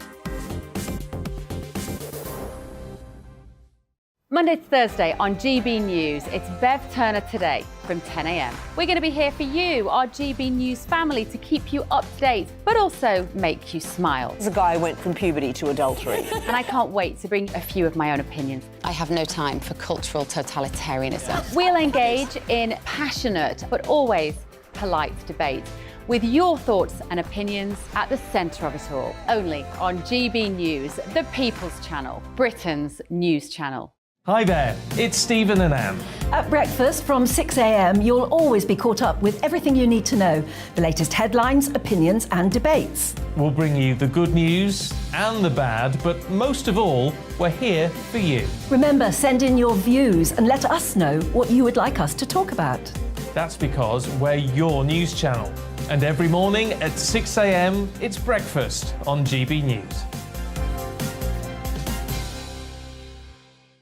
Join me every Sunday at 6 p.m. for Gloria Meets. In exclusive interviews, I'll be finding out who our politicians really are and what they really think. It's something that you would never want anyone to suffer. I didn't know what channels there were. B, I didn't think I'd be believed. I must have weighed about 7 stone and I'm 5'8". My instincts was to sort of cover this up. I mean, clearly that was a mistake. Join me every Sunday at 6 p.m. on GB News, the People's Channel, Britain's news channel. Hello, I'm Simon Evans. Join me on GB News for Headliners at 11 p.m, where I'll be joined by 2 of the country's top comedians as we take a look at tomorrow's newspapers tonight. If it's a big story, we'll be covering it, I guarantee, but we'll also have some fun along the way. That's GB News Headliners at 11 p.m. We won't put you to sleep, unlike some of the other paper review shows out there. So join us, 11 p.m, 7 nights a week.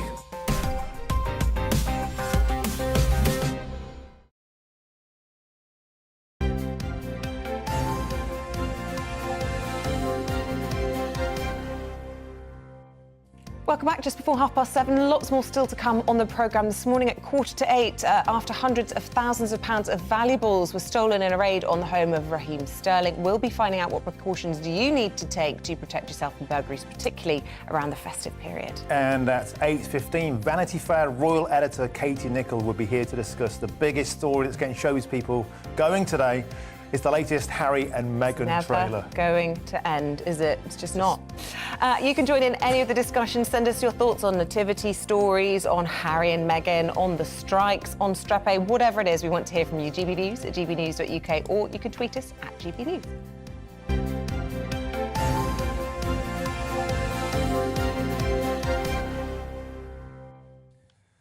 Now, thousands of prepayment meter customers are being urged to check for £400 energy bill discount vouchers, with the Business Secretary Grant Shapps writing to energy providers to do more to make people aware of this discount. Yeah, vouchers were sent out in October and November and can be used when households top up, but many have not yet been redeemed. Director of Export Unlocked, Richard Bartlett, joins us now for more. Good morning, Richard. So tell us about this scheme and how come so many people are falling through the cracks and not even applying for it?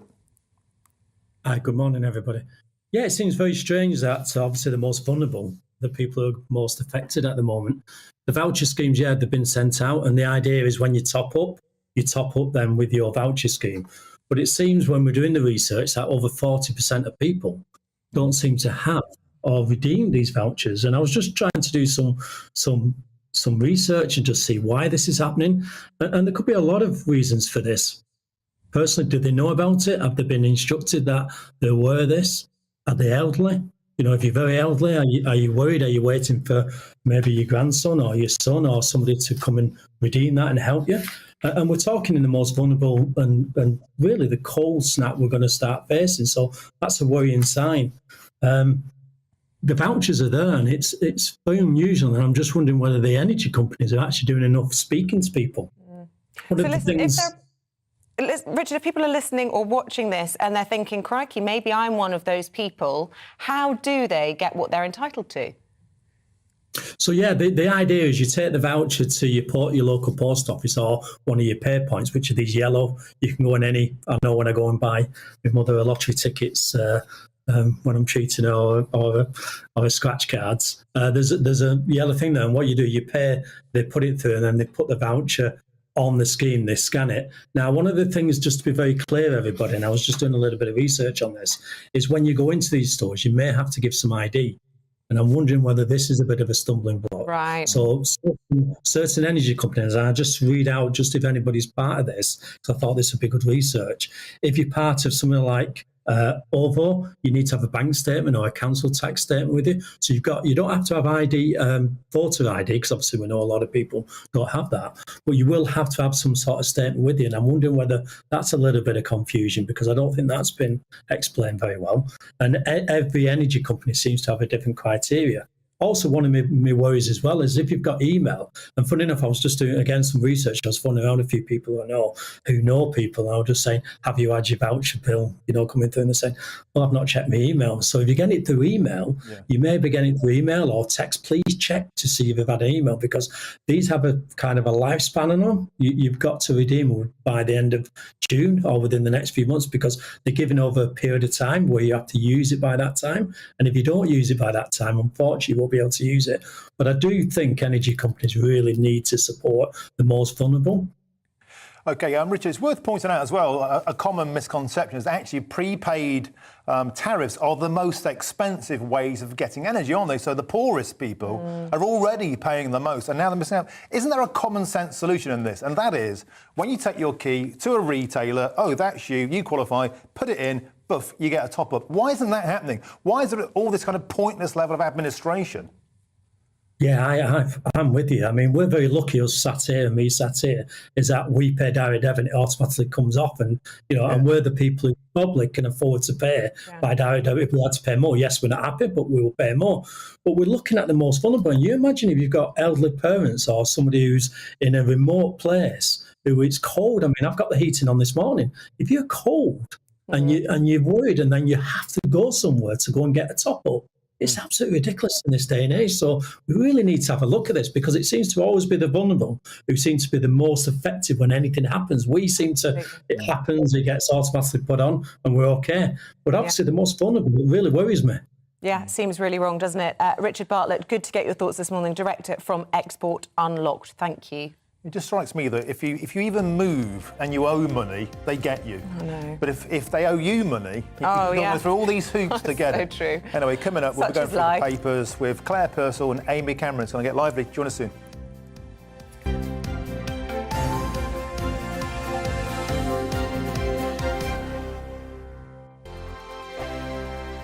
We are GB News, and we'd like to say thank you to each and every one of you for bringing us your conversations, for helping our great nation find its voice, We are here for you on radio, television, and online. Across England, Scotland, Wales, and Northern Ireland. It's not the BBC, you actually get your facts right. We are proud to be GB News, the People's Channel, Britain's news channel. Monday to Thursday, 9 p.m. till 11 p.m. Join me, Dan Wootton. I'll bring you the sharpest takes and hottest debates. Do you not believe in prisons? I don't believe in prisons. I'm completely stunned. I guarantee you there'll be no spin, no bias, no censorship. I actually was personally quite offended by it. And no reason to go to bed. So I guess they've always been quite woke. That's Dan Wootton tonight on TV, radio and online. Monday to Thursday from 9 p.m. till 11 p.m. on GB News. The People's Channel, Britain's news channel. My name's Tom Harwood and join me 9:30 a.m. every weekday for The Briefing, your one-stop shop for everything you need to know about what's going on in politics today. I wonder if this is a deal that might need to be like the biscuits in this factory, twice baked. Is there not an opportunity here to win out against the extremes? Tom Harwood, GB News. What are you going to do about it? Things should have been done differently, and they certainly are being done differently. Don't miss it. The Briefing with me, Tom Harwood, 9:30 Monday to Friday on GB News. Every morning from 6 o'clock, we'll wake you up with GB News Breakfast with all the stories you didn't know from the night before. So whether it's serious news, entertainment, or your own views from all over our great nation, we're here to kick off your day with a smile. The national media should be reflecting and reporting what's happening here. You will notice the northwestern accents. Whether you're with us on TV, radio, or online, every morning, it's breakfast from 6 a.m. Hope you can join us. We are GB News, right across the nation. You can get us on television, on radio, on digital. We're absolutely everywhere. Amazing! You see, amazing! You remind me of me in the European Parliament. But here's the most important bit. We are not part of the mainstream establishment. We think and speak just like you do. We are the People's Channel. Magnificent. That's really, really thoughtful. Come and join us on GB News, the People's News Channel. Join me, Nana Akue, Saturday and Sunday afternoons on GB News. Expect fiery debate and passionate discussion as me and my panel tackle some of the biggest topics hitting the headlines. It's a place for everyone's opinion. No one gets cancelled, but no one gets an easy ride. Oh, she's on it today! Be ready for conversations that are fierce, frank, and of course, fun. Every Saturday and Sunday afternoon from 4 p.m. on GB News, the People's Channel.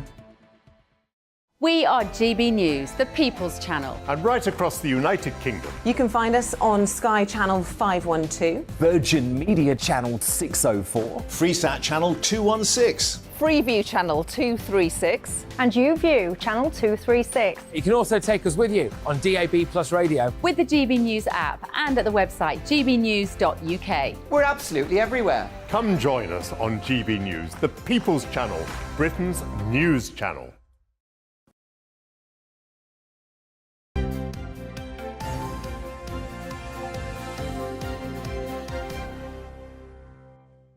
Welcome back. We're not going to show you the front pages because, quite frankly, it's only one story really on most of them, and that is Harry and Meghan. And you know the drill. It's never going to go away. But we're going to go inside the papers. We're joined by the former Conservative advisor, Claire Pearsall, and the environmental campaigner, Amy Cameron. Welcome back, ladies. I'm sorry you were cut short a little bit by the government minister popping on the show. So hopefully we'll have a good rip through the papers with you. Amy, let's start with the front of the Times. Yeah. 1 in 7 being denied access to GP appointments. Yeah, so this is data about GP appointments in October. 5 million people were unable to make an appointment with their GP, and another 2 million faced a wait of more than a month to see their doctor.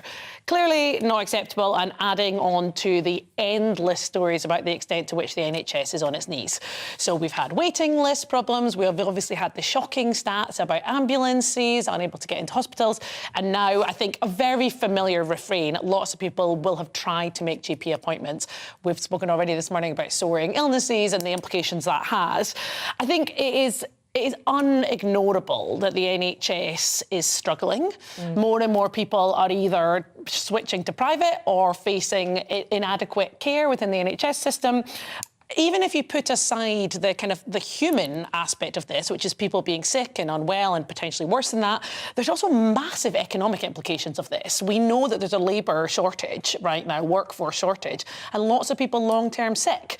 So it's absolutely integral, both in terms of our welfare, but also in terms of our economy, that the government prioritises investment in the NHS and getting it back up to the standard that it needs to be to allow people to live like happy, healthy, productive lives. I just want to bring Claire in here because, are we chucking record amounts of money into the NHS all the time? It seems to be getting more and more money all the time. But personally, I think I've got more chance of getting a Glastonbury ticket than I have a GP appointment. Work-shy GPs or just a shortage of GPs? I think it's a bit of both. But if I don't call it like 1 nanosecond past 8, it's like, forget about it. So what is it? Is it work-shy GPs or... I think it's an accumulation of all of it, but it's also the fact that we have not looked for decades at the model of the NHS. When it was first set up, it was for purpose in the 1940s and it worked. In 2022, with the amount of diseases that we can now treat, with the technology that's come on board and the amount of people using the service, it doesn't work. And I think that throwing good money after bad isn't going to make any difference whatsoever. And we are soon going to become an NHS with a country attached to it, because that is how big the employer is. It is enormous. It is fantastic. Please don't think, please don't pile into me and think that I want to sell off the NHS or I think it's bad. I don't. I just think Tories want to sell it all off. Absolutely, and that's the argument you always have. You can never have this conversation about, should we have a look at what we want it to do and how we can make that work? Because at the moment, it just doesn't, and it hasn't for decades. It's not a new problem. It's not a binary choice, is it, between the NHS free at the point of use and then an American-style system where the poor just cannot get access to healthcare. There are measures in between that need to be considered, surely. Don't you think, Amy? I don't know. I mean, it's predictably, I don't know. I wonder what Amy's take on that is.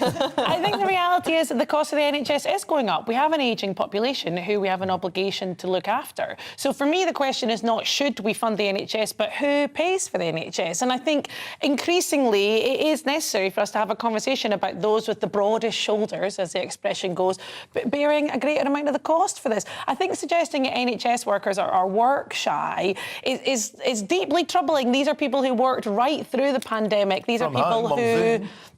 Yes, of course. Face-to-face appointments are next to impossible to get. No, absolutely, and that's not acceptable, right? But what are we driving at here? Are we driving at a two-tier system where those who have money can afford to go private and those who can't are left with a substandard service? I think that's such an emotive and misleading argument, though, because when you look to Europe, where there's a lot of things linked into people's jobs, it's not about those with money can't. You get insurance and it's paid for by your company. It's a business benefit and things like that. It takes the pressure off the state. But you've got systems like in Australia, it's tax deductible. But I think looking at it being linked to your employment is so problematic. And I've got lots of American friends who are here in the UK who talk about how vulnerable that makes you in an employer-employee relationship. If your healthcare is reliant on your boss, think about the change of dynamic that creates in the workplace in terms of your dependency and the rights that you have and the demands that you can make. But it doesn't mean that we can't have those conversations, because everything that we put forward, well, let's have a look at doing this system, look at Australia, look at what happens on the continent. And people come back with, but no, it's the NHS and you don't want to change the worker rights if you're looking at offering it as an employment contract. And then it's that endless kind of argument of whichever argument you put forward, somebody's going to say, no, we need the NHS and it's sacred and that's the problem. And we love it. We love the NHS and we are the first ones to defend it. But it isn't working and you need to fix that. I agree with that. Just by chucking money at it doesn't work. Okay, let's move on to another story now, if we can, because we could talk all day about the NHS and reforming it. Tell us what you think on GB Views, because I think this one just won't go away. Billions and billions are chucked into it, and we seem to be having the same story every year. NHS in crisis again, has been every year. Claire, a story that we've been covering all morning, and this is the idea, we talked about this with doctors earlier, giving penicillin out proactively to all children to head off Strep A, and this just seems counterintuitive, doesn't it? It does, and hearts obviously go out to anybody who's lost a child recently to Strep A. I mean, they are hideous stories, no one wants to read about them. But I'm not sure as to the effectiveness of handing out penicillin to every child. I think, now, I know to be it's clear, not... I do think it's in cases where there has been an outbreak, known outbreak in the school. Yeah, but again, I'm just really uncomfortable with this blanket treatment of giving medication out to those children, some of whom may not need it. And I just wonder if this is a little bit of a knee-jerk reaction at the moment.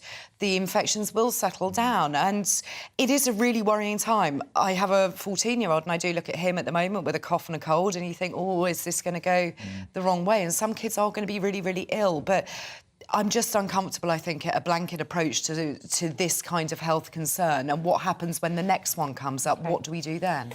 Amy, let's move on, because I just want to up the story count. Otherwise, we could spend all day focusing on just a couple of stories. You've chosen this in the Express about parking charges, something that really exercises a lot of people. And Jacob Rees-Mogg and Andrea Leadsom have come out with a suggestion, particularly around Christmas, to try and save the high street. Yeah, it's very unusual for me to agree with Jacob Rees-Mogg on anything. Make a note of this. But I think saving the high streets is a kind of... that is something that I think we can all get behind, right? We know that our high streets have been declining. They're a vital part not just of our kind of economy, but also, I think, of our sense of community. I'm lucky to live in an area of London which has quite a thriving local high street, but really interestingly, in that scenario, what's massively benefited has not been reducing parking charges, it's been quite the opposite. So they've actually reduced access to cars. Now, I don't want to be a Grinch around the Christmas period, and I recognise that for lots of people this will be welcome news, but I think we do need to think longer term about how we give our high streets an opportunity to flourish. And I don't think increasing fumes and tailbacks is particularly festive. I would love to see greater pedestrianisation. I'd love to see greater public transport access to our local high streets, and also think we need to look at business rates, because too many small businesses and communities are treated in a way that's completely disproportionate to the big tech giants, Amazon, etc. So I think it's a bigger conversation here. I think abolishing parking fees is way too common sense. It will never catch on. It should do, though, but it probably won't. Claire, let's move swiftly on. Was Keir Starmer trying to make a big noise? His plans to abolish the House of Lords have had some kick. Well, no, we're going to do private schools to end on. Yeah, sure. That's all right. Private He's schools. throwing back on that, Claire, and he was saying that he is. doesn't want to abolish them. And actually, there are some good ones he managed to come out with on the Today programme yesterday morning. It's amazing how his position can change so quickly, especially when somebody highlights his own education. I think that the argument over taxing private schools is lazy. I don't think we need to have it. I don't think it's going to solve any problems. It's not as if he has said to put VAT on private school fees is going to be ring-fenced and put into the education system for the benefit of others. So I think this is one of those arguments that he's going to back down on really quickly. And as we've seen, he's already stated that he thinks they're great and people should have the choice to be able to put their child into a private school, but he wants to tax them into oblivion at the same time. Well, I think that's the problem, isn't it? Because it's going to squeeze those middle earners, those people who were just about managing, those independent schools, I think, you know, locally, the sort of Wimbledon Highs or the Putney Highs, and the only ones that will survive will be the big Eatons or whatever else that has a huge amount of foreign money, Chinese students. It'll be the British kids, the local sort of affordable ones that are squeezed out, and then there's a higher burden on the state, Amy. I just think this is really interesting off the back of the high street story, though, right? Because if I were a local business owner running a small shop on a high street, I'd be questioning why private schools aren't paying VAT. I have to charge VAT on all the services that I provide. I think it's really difficult to make an ethical argument for VAT not being applied to private school fees. Private schools are not a public good, and any attempt to present them as such is really misleading. Well, they're not a public good. The vast 7% of the UK population go to private school, and yet those people that do are so wildly overrepresented. Cabinet is 61% privately educated, Labour I think. Quite a few Labour Party ones went 1 in 7. So I'm not going to defend. I'm not going to defend Keir Starmer on this one. I think that he is flip-flopping on this. I think they need to come out and say that private schools should absolutely be paying their way. And unsurprisingly for me, longer term, I think we need to have a conversation about the role they play in general. How about we raise up the standard of state education let's do rather rather than punishing those that pay for private education for their children. Why not raise those levels of education? But those two things are not mutually exclusive, right? I think we can both be raising up the standards of the public education system, which we absolutely should. But I think in these economic times, many of you viewers will be looking at the fact that there's no VAT on private school fees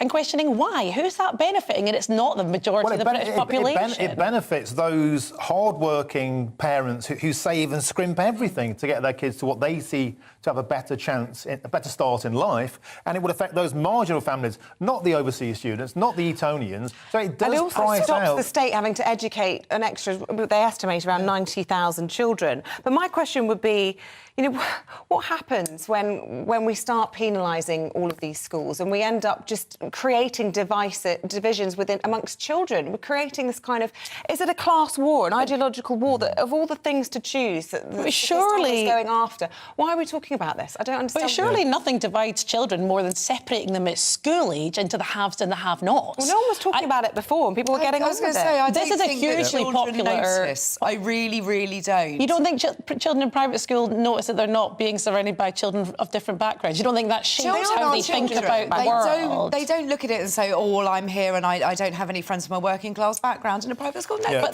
that should be a problem, right? Martin, I'm really surprised by you. You're always repping the working classes. No, listen, I went to a comprehensive. I'm a coal miner's son. I love comprehensives, but I also have no beef with private schools. I think Starr must score an own goal. It's a politics of envy. I think it makes the Labour look like what everyone thinks they are. I think they're against aspiration and they're against people with privilege. I think it's sending out the wrong message. That's just me. Anyway. It is a divisive issue. And look, nobody wants a two-tier system. Wouldn't it be a wonderful world where we could just all guarantee our kids had a great education and those who wanted to send them privately didn't have to feel bad that the kids in the rest of the sector are getting a terrible deal? It's such a shame. Let's drive towards that, I think, as an aspiration. There we go. Apparently, we do have time. We do or we don't?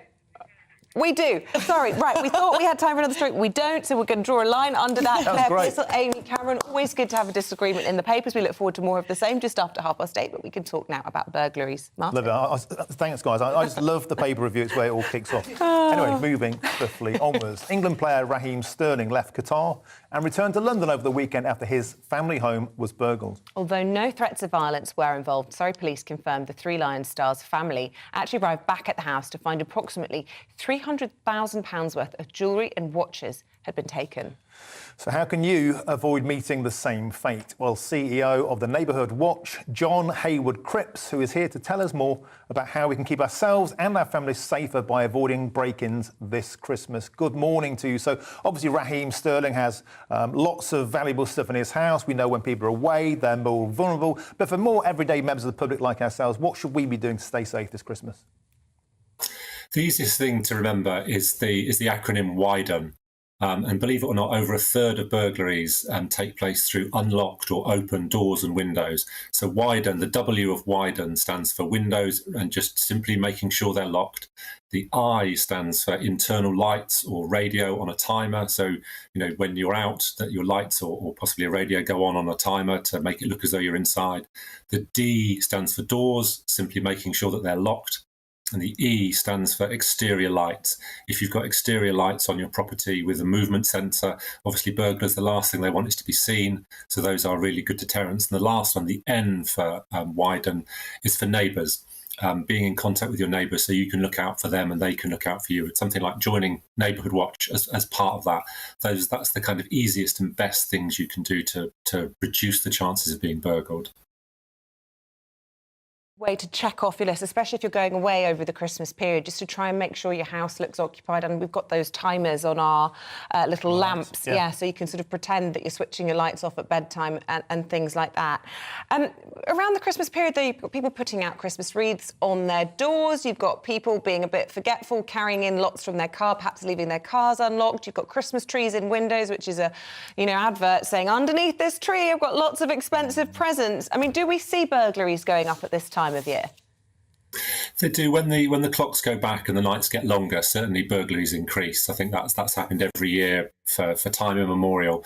I mean, and as you say, there are specific things you can do around this time of year. I mean, keeping valuables out of sight. I mean, it might seem obvious, but if people in the family have just got a new iPad or some other kind of expensive good, keeping that out of sight of the windows. keeping your keys not near your front door or not visible or easily accessible through your front door, so someone can put a wire through and potentially get your keys. Some of the other things which might be a bit less obvious are things like making sure after Christmas or even before, not having lots of packaging outside your house of expensive, easily portable items. You know, if you've got, I don't know, a jewellery wrapping or expensive electronic items and the wrapping's all outside your house or next to your bin or something, that's a clear indication that those products are inside. So those things are really sensible. And I think people sometimes don't think about things like ladders or bricks or tools that might be really accessible around your house or flat or whatever, that burglars might use those to gain access. So I think those are some of the things you can do. Obviously, nowadays, there's a whole range of video doorbells and outdoor cameras and those kind of things, which are all really helpful as deterrents. I mean, there are some rules to video cameras. Basically, you need to make sure that you're just filming within your property and with your boundaries. And if you're not, you need to make sure that you're complying with data protection. And I mean, there's certainly lots of information on all of this and the wide acronym on the Neighbourhood Watch Act website, which is ourwatch.org.uk.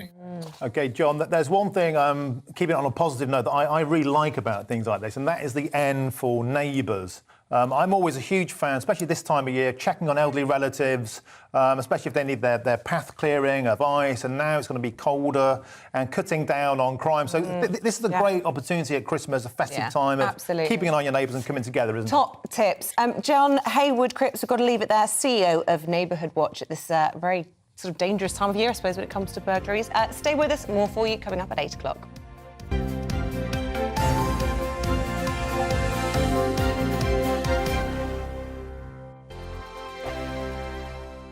Hello there, it's Eamonn Holmes here from Breakfast on GB News. We're not just on your television and your screens, you know. We're on DAB plus digital radio, so you can listen to your favourite shows on the move. If you've not yet listened to GB News Radio, it's very simple. We're on your radio player and TuneIn apps, on your smart speaker, phone or tablet, or online at gbnews.uk. Take us with you wherever you go. GB News Radio. You never have to miss a moment of the People's Channel.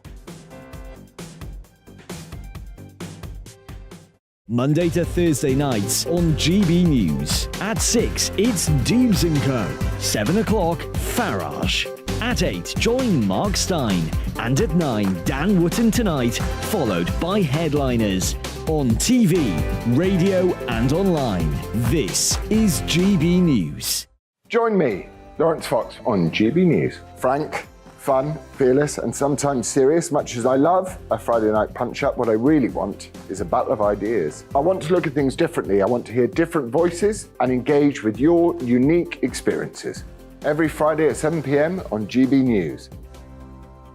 Hello, I'm Esther McVeigh. And I'm Philip Davis. Whether you're watching or listening on TV, online or on radio, we handpick the latest stories, debates and expert opinions for your weekend. So whether that's politics, news or showbiz, we've got it covered. Join us every Saturday morning at 10 o'clock on GB News. Hello, I'm Michelle Dewberry and you can join me every weekday 6 till 7 on Dubes & Co. Me and my panel will get stuck right into the day's events and I can tell you, in fact, I can warn you, expect some robust debates, some strong opinions and perspectives from both sides of the fence. It's about you at home as well. I love to read out all of your comments, or at least as many as I can. So join me, Michelle Dewberry, Monday to Friday, 6 till 7 on Dubes & Co. I'm Mark Dolan. Join me at 11 on GB News for Headliners, in which I'll be joined by 2 of the UK's top comedians discussing tomorrow's papers. If it's an important story, we'll cover it, but we'll have some fun along the way. Headliners, the late night paper review that won't send you to sleep like the others will. 7 nights a week at 11 p.m. on GB News.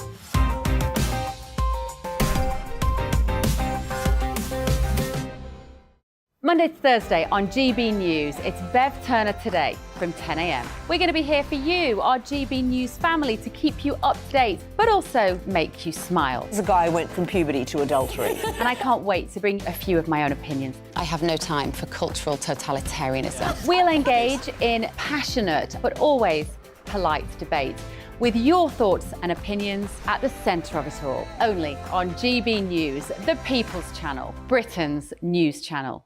I'm Mark White. As GB News Home and Security Editor, I cover those key issues that are so important to you. Are authorities, are communities doing all they can to combat violent crime? With the public services under unbearable strain, why are we still failing to control our borders? Defence, the first priority of any government, has been continually hollowed out. Can we trust our politicians to protect the armed forces? Join me, Mark White, on GB News.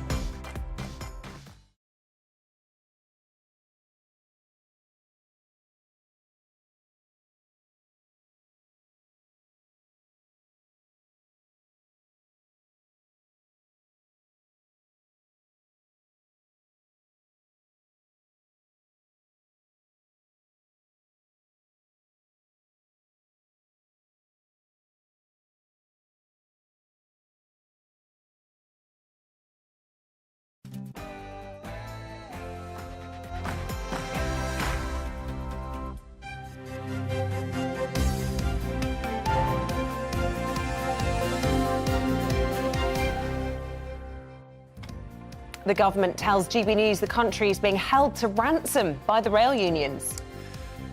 Good morning, it's 8 o'clock on Tuesday the 6th of December. This is Breakfast on GB News with Isabel, Webster and Martin Daubney.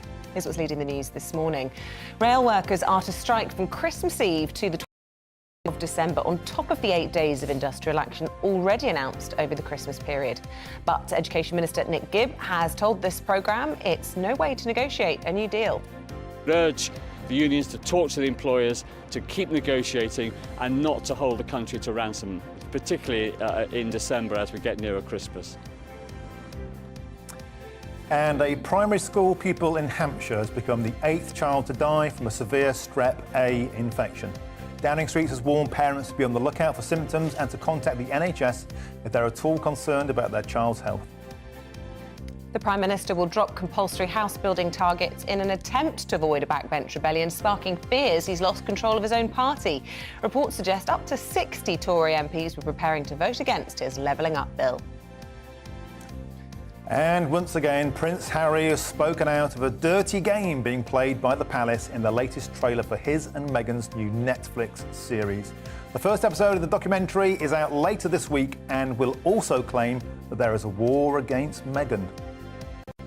Well, unsurprisingly, lots of you have views on that and the rest of the day's news. Keep them coming. You know what to do via Twitter or email. And don't forget to mention where you're messaging us from.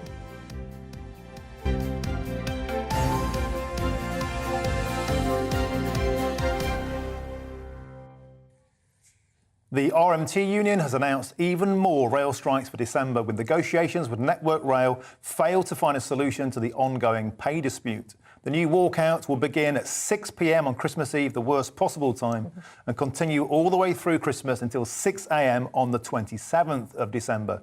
The union has said it will allow its members to vote whether to continue the strike in an electronic referendum this week, but recommend that they proceed. Well, joining us now is the columnist for Conservative Home and GB News contributor Emily Carver. Good morning to you. I know you're presenting the briefing as well this morning. I am, yes, please tune in. But I want your views on this. You know, we had Nick Gibb this morning saying that the unions are holding the country to ransom. Well, whose fault is that? Who's running the country? Well, it does seem that way. And I think the country is divided. Some people believe that Mick Lynch has been extremely difficult and is essentially holding back progress on the railways by not negotiating or not compromising. On the other hand, people are asking why on earth has the government not fixed this already and negotiated something? Of course, you could say that it's up to Network Rail and obviously the Rail Delivery Group to do that on the government's behalf and on the public's behalf, I would argue. It's looking very difficult. There's now going to be 10 days of severe disruption of industrial action. We know that there will be the knock-on impact of that. It's highly unlikely that the trains will run to time throughout that entire period. This could ruin a lot of people's Christmases or make it extremely difficult for them to get back home for Christmas. Yeah, and it's also worth pointing out that during that period, normally is when you do the engineering work, and we found out today 300 engineering projects will be cancelled. That's 120 million quid's worth of work down the tube. So this chaos won't end at Christmas. It will roll through into the new year, won't it? Well, I've been arguing that I do think this strike action is becoming self-defeating. We know that the railways have lost huge amounts of money. They don't have the ticket revenues that they once had. There needs to be some compromise, and it needs to come from the likes of Mick Lynch. Yeah. Now, perhaps it's good news that he's actually put this new pay offer to his union members. However, he is very much urging, not just encouraging, he's essentially telling those who are part of the trade union not to give in to this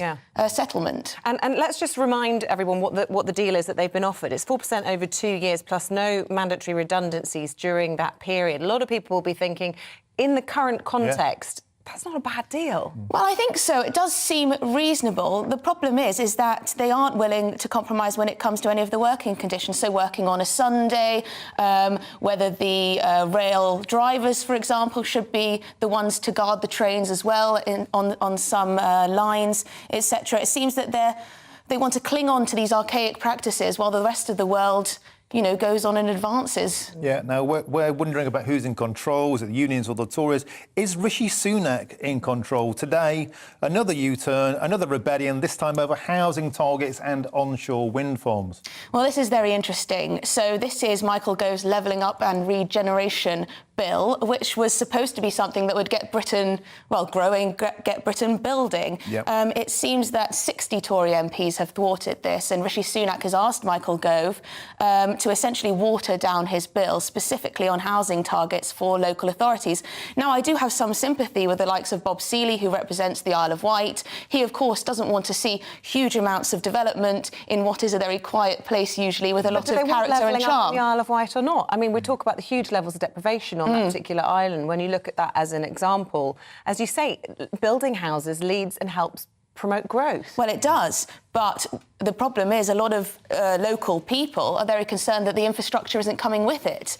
So school places, GP appointments, transport links, etc., etc. The government needs to have a holistic approach to persuade Tory backbenchers, NIMBY Tory backbenchers, that actually we need to get the houses built and we will also have the infrastructure to sustain it, because I think that's what bothers people. It does feel like a victory for the NIMBYs, this. So no houses where we live, in the leafier parts of the Shires. Let's build even more higher-rise stuff in city centres, which are already creaking at the seams. As you say, you can't get a doctor's appointment. What was it, 50% of people have been struggling to get that? 1 in 7, One in 7, I beg your pardon. Times, yeah. And this won't help, just like chucking more houses where there are already lots. No, and it does give it would give local authorities quite a lot of, well, they can essentially say no to developments if it's not in line with the character of the area or if there are other issues that they raise. So this is likely to essentially slow down house building at a time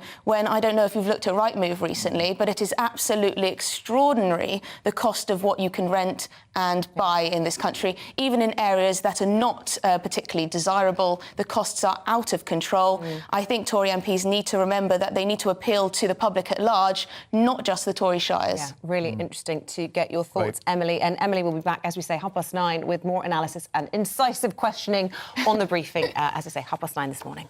And the Conservatives wonder why younger people aren't turning to vote Conservative when they can't even afford to buy a house. Anyway, a primary school pupil in Hampshire, he's been confirmed as the 8th child to have died of Strep A bacterial infection yesterday. Yeah, it comes as the government urges doctors to prescribe antibiotics proactively in schools where there have been cases of Strep A, with the potential for penicillin to be given out en masse. The Education Minister, Nick Gibb, told GB News this morning that the situation was being closely monitored. Well, let's get the views now of Dr Joshua Woolrich. He's an NHS A&E doctor and joins us in the studio. I mean, goodness me, 5 times higher than pre-pandemic levels, this.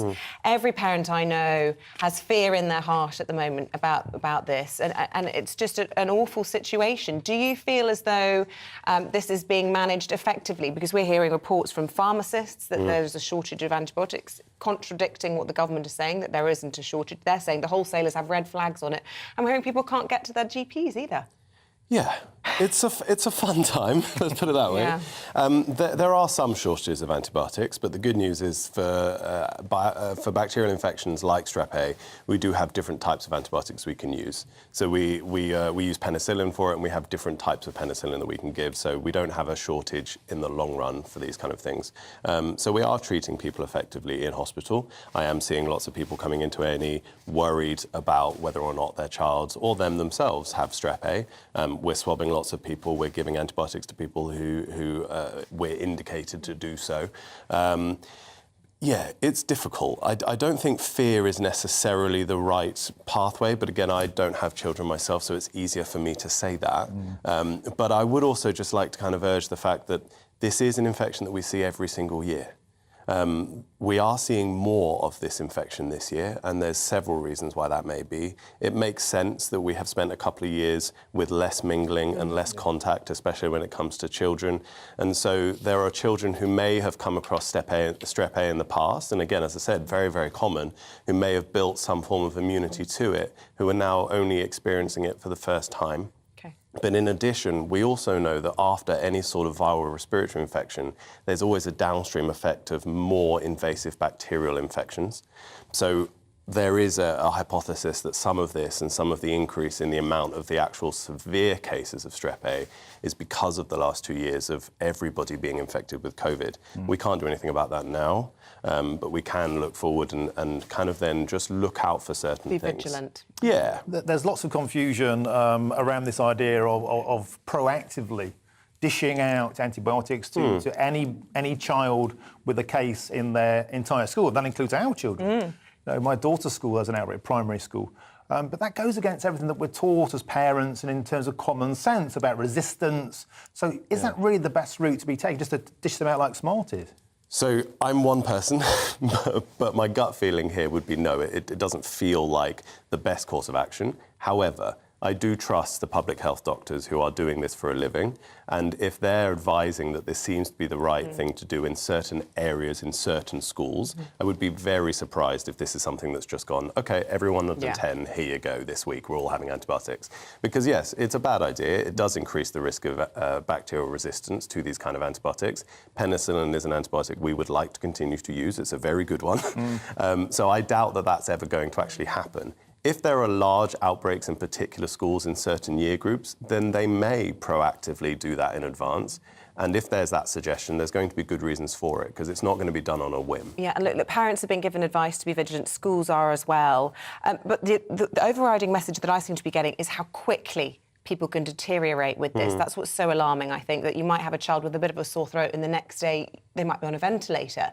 So if people are concerned, if their child does have muscle aches, for example, that's a strong indicator, combined with the fever, that this could be the invasive form of bacterial infection. First thing, just to clarify, is that the rates at the moment are about 2.5 children per 100,000. That is more than we've seen pre-pandemic, but it is still a very small amount. It is important to keep a lookout for certain things. So fever, sore throat and a rash are very, very sensible things to be looking out for. And that rash kind of feels a bit like sandpaper. And that's probably the best way of describing it. Where on the body does that rash manifest? On the chest mainly, but it will move. But that's the best way of describing it, because we can talk about it being red, but it varies on the child's skin colour. It's not always the easiest to see it. And what about those muscle aches then? The muscle aches are difficult because everybody who is under the weather will become kind of achy. One of the best things to look out for is difficulty breathing. So Strep A and a sore throat doesn't usually invade into the lungs. When we're talking about an invasive form, so it's the same bug, but it just, for some reason, in that particular child, it moves into the bloodstream and into the lungs. That's going to be the main kind of symptom, is difficulty breathing and just being quite out of breath. You're not usually out of breath with a tonsillitis, right? So if the child is starting to struggle from that side of things, or starting to look quite dehydrated, or not eating properly, or you're not able to bring their temperatures down, 111 is a good place and good port of call to start with. They will either advise to get in contact with a GP, or they might help you get in contact with one, or they may advise you to come to A&E. And we, as much as A&E is incredibly full, we will always see you. We're not going to be turning kids away. You just need to be aware that there will be a long wait, that's all. Yeah, I think to be fair, even though I, as an adult, struggle to get an appointment sometimes, whenever my child is sick, they do get seen really rapidly. So there's good faith. Just really quickly, because we're out of time, but the Strep A test, it's swabbing. How quickly can you find out if somebody's got a Strep A or not? Depends if it's GP or hospital, but I think, as far as I'm aware, it's usually 12 to 24 hours. Okay, but so if we're swabbing and we're concerned, we'll often give antibiotics, and we will sometimes call the parents up and say, it's come back negative, you don't need to continue taking them. Okay. But we will often give them in advance. OK, Dr Joshua Bulrick, A&E doctor, saying be vigilant, but calm heads in all of this. Thank you very much indeed. Good advice, keep calm and carry on. Anyway, let's bring you up to date on all the top stories today. The National Farmers Union's urging the government to support producers in order to avoid a food supply crisis. The union's warning farmers are under strain from rising fuel, fertiliser and feed costs, and says, as well as egg shortages, other foods could be impacted. And a charity has warned an increasing number of families are feeding their babies unsafely because of the soaring cost of formula milk. British Pregnancy Advisory Services says mothers and carers are leaving longer between feeds and are having to water down the formula to make costs meet. Even the cheapest brand has gone up by 22% in this past year. The UK Health Security Agency has issued a severe cold weather alert for England, which could cause a risk to health. Cold Arctic air is set to move across the UK, with temperatures plummeting as low as -10 degrees. It's warning older people and those who are vulnerable with heart or lung conditions to do their best to stay warm.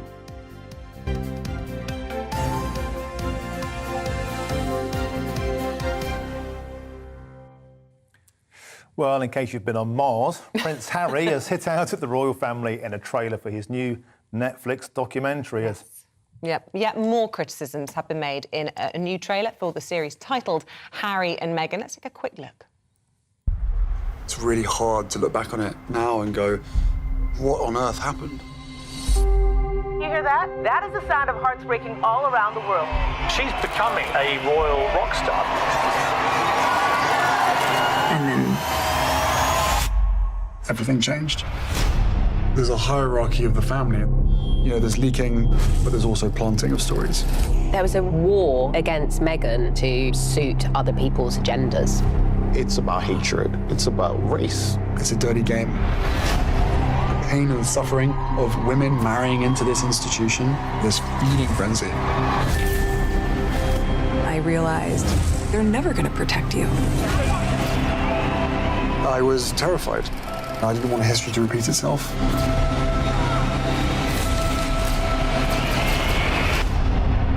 No one knows the full truth. We know the full truth. Right.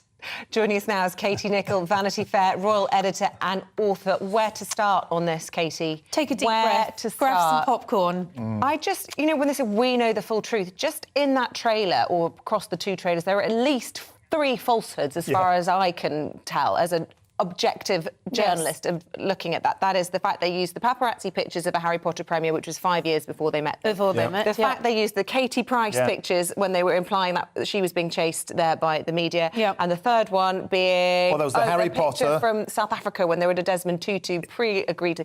3 inaccuracies just in the trailers. Well, that doesn't just undermine everything from the outset? You have to take your hat off to those photo editors or whoever it is who spotted it and say, well, actually, that was my picture taken 5 years before they'd even met. I mean, I think that's problematic for Netflix. A lot is riding on this. We're coming hot off the heels for The Crown. Watching that trailer almost looks like you're watching a trailer for the next series of The Crown. Anyway, there's something that smacks of parody about all of this. It's highly partisan. OK, this may be their story. This may be their truth, but it may not be the real story or the truth. There are always 2 sides to a story. And my greatest fear in all of this is we will be saying, once we've watched it and I'm back in chatting with you and we're dissecting every bit of it, will be exactly what we said after Oprah, which was, but where was the other line of questioning? Where was hauling them over the coals about this or this? I was covering this story in great detail for the British media as well as for Vanity Fair. I never saw a calculated smear campaign against them. The British media were behind them from the outset. She's right. Look at that wedding. It did turn like that, the way she does that very dramatic flick. It did turn. But it turned because other stories started coming out. Stories, by the way, that a lot of their press had tried to stem and curb. So I think this suggestion as well of leaking stories and of planting stories is defamatory. Yeah. It's damaging. It's not something the Palace are going to take lying Just down. on that, we've got Camilla Tominey coming on the programme because she's launching a new show on GB News in the new year. She's Yes. coming on at about 9:20. And she was the journalist who actually revealed that it wasn't Kate that had made Meghan cry, it was Meghan that had made Kate cry at the bridesmaids fitting. I think the truth is there were probably tears on both sides, OK? But again, it's this, there are two sides to every story, and this is clearly very much through their lens. Are the Palace going to comment? Are they going to get engaged? I mean, I think, let's see what they've got. I mean, if they've got texts or emails or anything that categorically proves there was a briefing campaign against them, then we're in very, very different territory here. But I think they'll try and ride it out without commenting. There are lots of really inflammatory lines in this. It's about hatred, it's about race. Yes. It's a dirty game. But the one that stuck in my craw the most, I suspect will with many viewers, was bringing Lady Diana into it. You know, the pain and suffering of women marrying into this institution, then cutting directly to pictures of her being hounded by the paparazzi. That's precisely what he said he didn't ever want in the media. Absolutely. And that juxtaposition of Diana, I think, is very... Well, it's clearly incendiary. It's clearly designed to pull in, I think, an American audience who still have, you know, a real love affair with Diana. But actually, it's just not the case. When they got married, when they had Archie, I mean, there were no paparazzi pictures of them at all. The Queen gave them Frogmore Cottage partly so that they could be on the royal estate, that they would be protected. I remember hearing about them going to the local pub once and having a lunch, and Archie was there in a little car seat. No pictures taken, nothing published by the British media. We were incredibly respectful of their privacy. You know, look back to the Duchess of Cambridge, then Kate Middleton, and the treatment that she had. Yes, all right, there was some unacceptable levels of intrusion. And when that happened, Prince William intervened and it stopped. To compare either of their treatments to what Diana went through is, well, in my opinion, it's just wrong. It really does feel like Oprah round two. And the, you know, the backlash that they received after doing that Oprah interview, you'd have thought they'd have learned, but it seems they don't care if they take their family or Harry's family through the dirt, as long as they're getting paid for it. I think money is a massive part of this. Clearly, this is all about making big bucks. And, you know, they were paid a huge amount of money. So a docuseries about their philanthropic work was never going to cut it. But I do think that Harry and Meghan are so in their own world. This whole narrative that they've built up of us against them, which started when things started to go wrong, sort of towards the end of the period that they were in Britain. But I think that's what happens when you're in your own microcosm, your own world. It's all you see. He can't see any other perspective. It's like he's sort of just been completely brainwashed, and this is his truth. I'm sure he and Meghan believe everything that they're saying because they see it solely through their prism.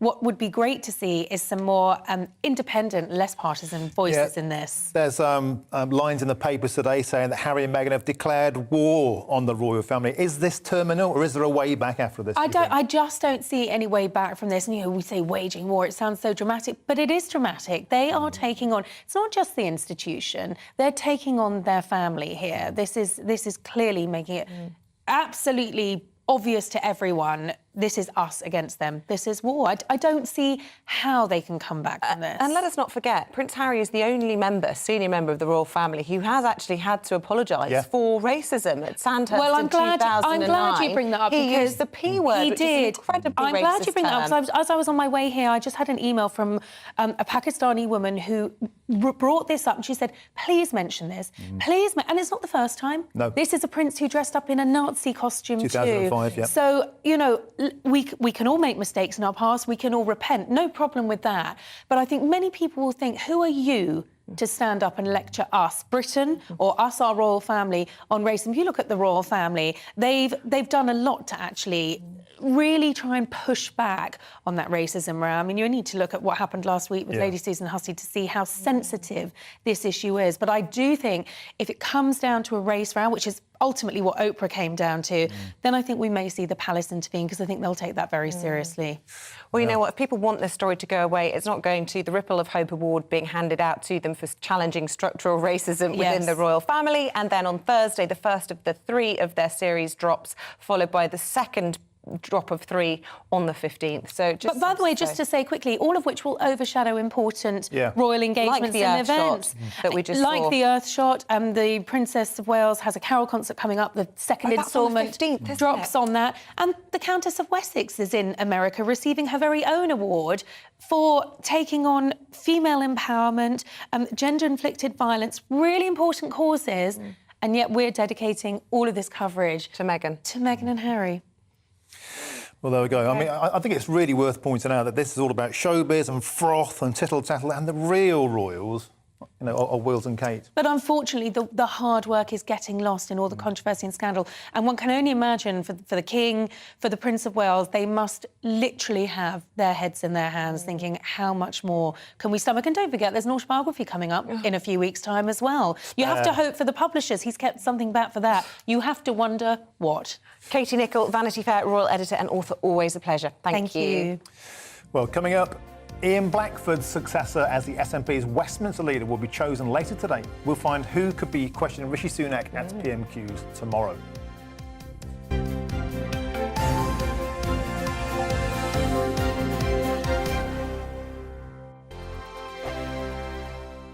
Monday to Thursday nights on GB News. At 6, it's Deebs & Co. 7 o'clock, Farage. At 8, join Mark Stein. And at 9, Dan Wootton Tonight, followed by Headliners. On TV, radio and online. This is GB News. Here on GB News Live, we'll be keeping you in the picture, finding out what's happening across the country and finding out why it matters to you. We'll have the facts fast with our team of reporters and specialist correspondents. Wherever it's happening, we'll be there from 12 noon on TV, radio and online. GB News, the People's Channel, Britain's news channel.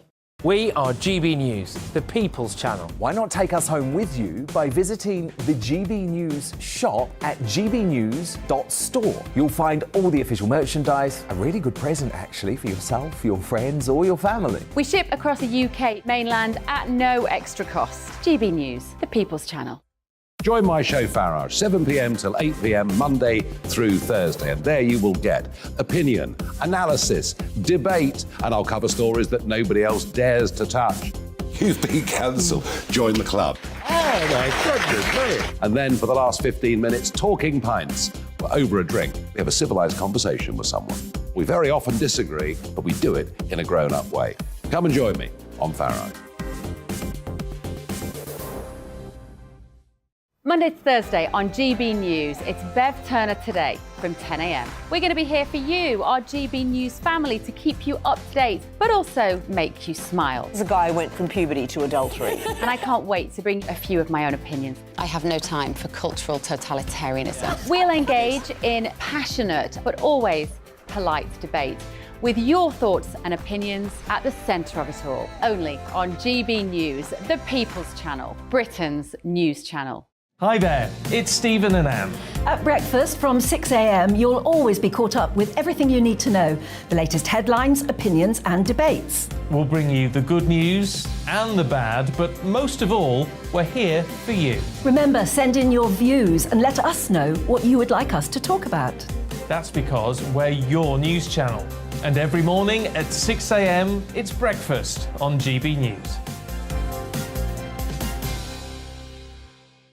Join me every Sunday at 6 p.m. for Gloria Meets. In exclusive interviews, I'll be finding out who our politicians really are and what they really think. It's something that you would never want anyone to suffer. I didn't know what channels there were. I didn't think I'd be believed. I must have weighed about 7 stone and I'm 5'8". My instincts was to sort of cover this up. I mean, clearly that was a mistake. Join me every Sunday at 6 p.m. on GB News, the People's Channel, Britain's news channel.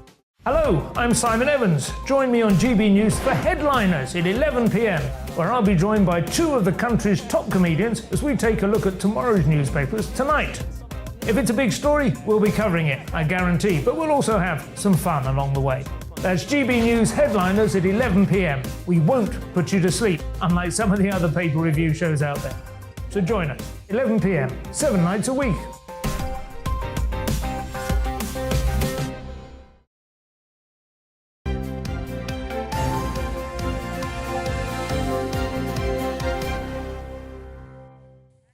Welcome back. The new SNP leader in Westminster is expected to be announced today. And that follows Ian Blackford's resignation last Thursday, ending a 5-year term. Well, joining us for more is political editor of the Scottish Daily Mail, Michael Blackley. I have to say, whatever your politics, Ian Blackford was always good value in the Commons and actually reportedly was great pals with Boris Johnson, although they were great sparring rivals during PMQs. He's going to be a loss, but who's your money on to replace him?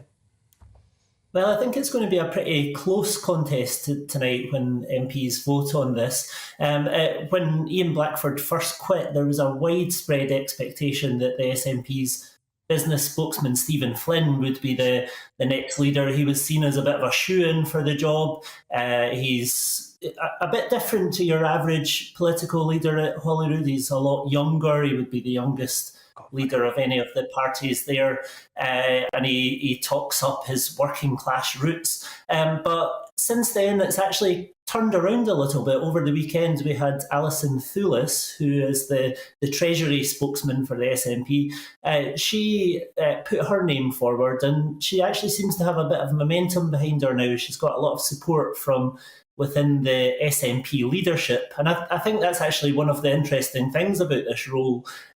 Stephen Flynn's allies were talking up maybe having a little bit more distinction from the party at Holyrood, whereas it seems that Alison Thewlis is perhaps the leadership pick. She's the one that SNP headquarters would perhaps be happiest getting this important role for the party. OK, Michael, so Mr Blackford has been pulled back home, it would appear, to form a leading light in Indie Ref 2 as a central player in that. Story came out last week from the Scottish Conservatives that concerned me, saying that £20 million worth of taxpayers' money has been earmarked to spend on Indie Ref 2 in terms of the PR. Surely that shouldn't be allowed.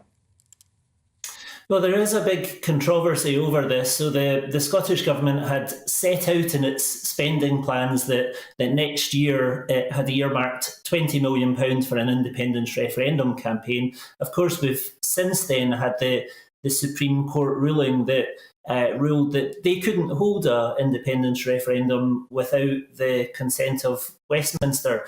Nicola Sturgeon has refused to commit to spending that £20 million on something else, even though at the moment it looks like there's no prospect of an independence referendum campaign going ahead. So that has caused a lot of controversy. There's also pressure on the Scottish Government over the use of civil servants to boost the case for independence. So there's a team of civil servants costing £1.5 million a year currently working on the prospectus for independence. And for opponents like the Conservatives, that's unjustified. It's the SNP, from their perspective, shouldn't be using taxpayers' money to work up the case for independence. It should be party officials that are working on that. Michael, meanwhile, Gordon Brown yesterday launching his 40-point plan to make huge changes if Labour get into power in 2 years' time, including this so-called devolution revolution, which he claimed would be the answer to the Scottish independence dilemma. Will that wash north of the border? It's interesting, some of the reaction to it. So the SNP are saying that they're underwhelmed by the offer of additional powers from Labour, whereas the Conservatives are saying that this is playing into the SNP's hands, that more power shouldn't be granted to the Scottish Parliament.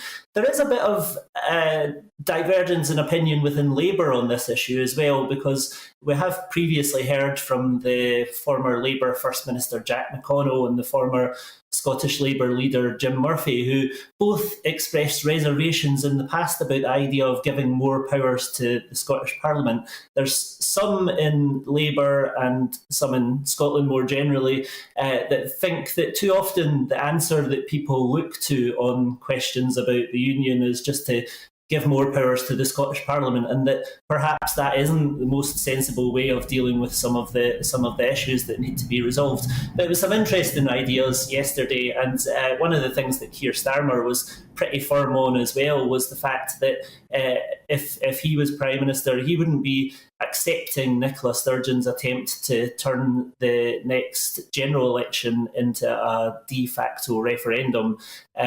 So that's perhaps shows the difficulty of Nicola Sturgeon's strategy on that issue.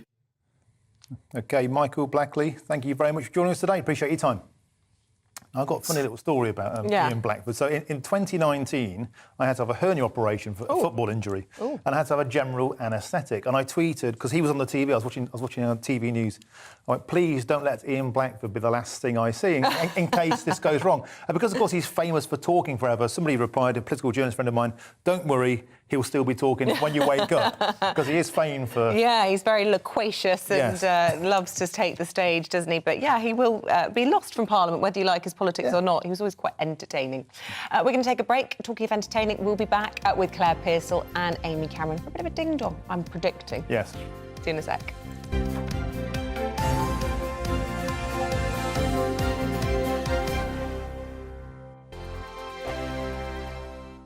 We are GB News, and we'd like to say thank you to each and every one of you for bringing us your conversations, for helping our great nation find its voice. We are here for you on radio, television, and online, across England, Scotland, Wales, and Northern Ireland. It's not the BBC, you actually get your facts right. We are proud to be GB News, the People's Channel, Britain's news channel.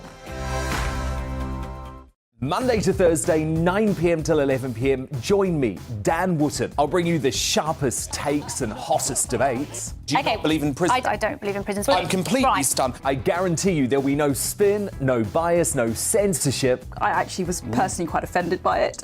And no reason to go to bed. So I guess they've always been quite woke. That's Dan Wootton tonight on TV, radio and online. Monday to Thursday from 9 p.m. till 11 p.m. on GB News. The People's Channel, Britain's news channel. My name's Tom Harwood, and join me 9:30 a.m. every weekday for The Briefing, your one-stop shop for everything you need to know about what's going on in politics today. I wonder if this is a deal that might need to be like the biscuits in this factory, twice baked. Is there not an opportunity here to win out against the extremes? Tom Harwood, GB News. What are you going to do about it? Things should have been done differently, and they certainly are being done differently. Don't miss it. The Briefing with me, Tom Harwood, 9:30 Monday to Friday on GB News. Every morning from 6 o'clock, we'll wake you up with GB News Breakfast with all the stories you didn't know from the night before. So whether it's serious news, entertainment, or your own views from all over our great nation, we're here to kick off your day with a smile. And the national media should be reflecting and reporting what's happening here. You will notice the northwestern accents. Whether you're with us on TV, radio, or online, every morning, it's breakfast from 6 a.m. Hope you can join us. We are GB News, right across the nation. You can get us on television, on radio, on digital. We're absolutely everywhere. Amazing! You see, amazing! You remind me of me in the European Parliament. But here's the most important bit. We are not part of the mainstream establishment. We think and speak just like you do. We are the People's Channel. Magnificent. That's really, really thoughtful. Come and join us on GB News, the People's News Channel. Join me, Nana Akue, Saturday and Sunday afternoons on GB News. Expect fiery debate and passionate discussion as me and my panel tackle some of the biggest topics hitting the headlines. It's a place for everyone's opinion. No one gets cancelled, but no one gets an easy ride. Oh, she's on it today! Be ready for conversations that are fierce, frank, and of course, fun. Every Saturday and Sunday afternoon from 4 p.m. on GB News, the People's Channel. We are GB News, the People's Channel. And right across the United Kingdom. You can find us on Sky Channel 512. Virgin Media Channel 604. Freesat Channel 216. Freeview Channel 236. And YouView Channel 236. You can also take us with you on DAB Plus Radio. With the GB News app and at the website gbnews.uk. We're absolutely everywhere. Come join us on GB News, the People's Channel, Britain's news channel.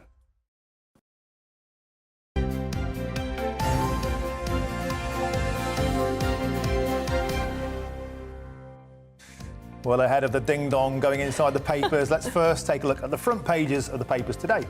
Should we start with the Daily Mail? It's leading with that trailer. I mean, all the papers pretty much have this on their front page. The Sussexes, of course, with a Netflix documentary which drops on Thursday. The latest tease that we saw of it had Prince Harry claiming royal life is a dirty game. It's all going to kick off. The Daily Telegraph is leading with Rishi Sunak's abandoning on key elements of his planning reforms in the face of rebellions by backbench Conservatives. Here's The Guardian. It covers the house building targets, reports on the rail unions announcing extra strike dates over the festive period as well. This is to include Christmas Eve. And finally, a story we've been covering all morning. The Eye has a big splash detailing plans to give children antibiotics en masse for children in schools due to the Strep A outbreak. An 8th child has now died from the bacterial infection.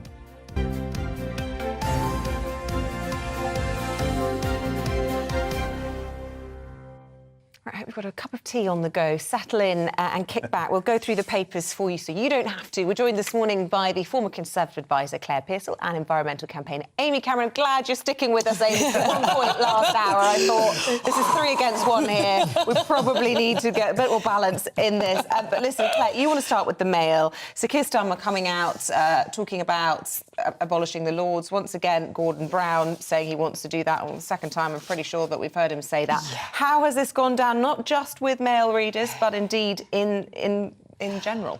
I think in general, people are looking at it thinking we have bigger things in the country to think about. And obviously, Keir Starmer is not Prime Minister, so any reforms may take a while for him to come through.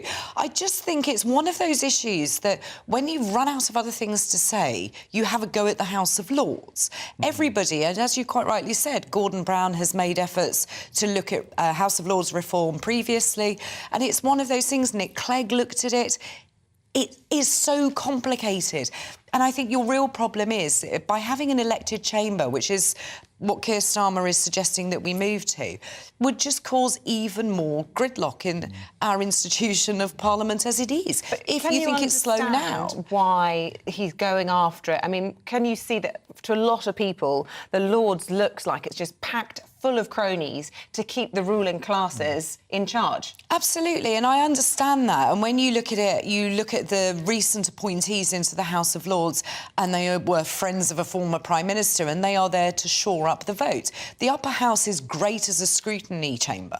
That's what it's there for, and that's what it needs to be used for. But over the years, it seems to be filled full of those who are going to do the Prime Minister's bidding at that end of the House. And when you have a majority in the House of Commons and you stuff the Lords with people that are going to agree with you, then that legislation isn't getting scrutinised properly. So there does need to be a conversation about reform of the House of Lords, but not abolishing it and not making it elected. Amy, do you think now's the time to be talking about this? And do you think it's failing in its role of scrutinising legislation? I mean, I just think of the online safety bill that's been knocking around. There's been some really high-level scrutiny from peers in there on that's really contributed to the debate. Don't get me wrong, I think there are some peers who do a great job, and there is a vital role, I think, for that scrutiny, particularly in the recent past when there hasn't been much scrutiny with such an overwhelming government majority. I think the Lords have really come into their own. However, they, unfortunately, I don't think are necessarily representative of the 800 members of the Lords with an average age of 71. I think when you hear that, surely anyone in the right mind questions whether that is a system that is working. And I appreciate that to some it might at first glance feel kind of remote from their daily lives, but actually I think what we're talking about here are questions about standards in public life. Faith in politics in this country is going absolutely down the drain, right? People feel like politicians don't represent them.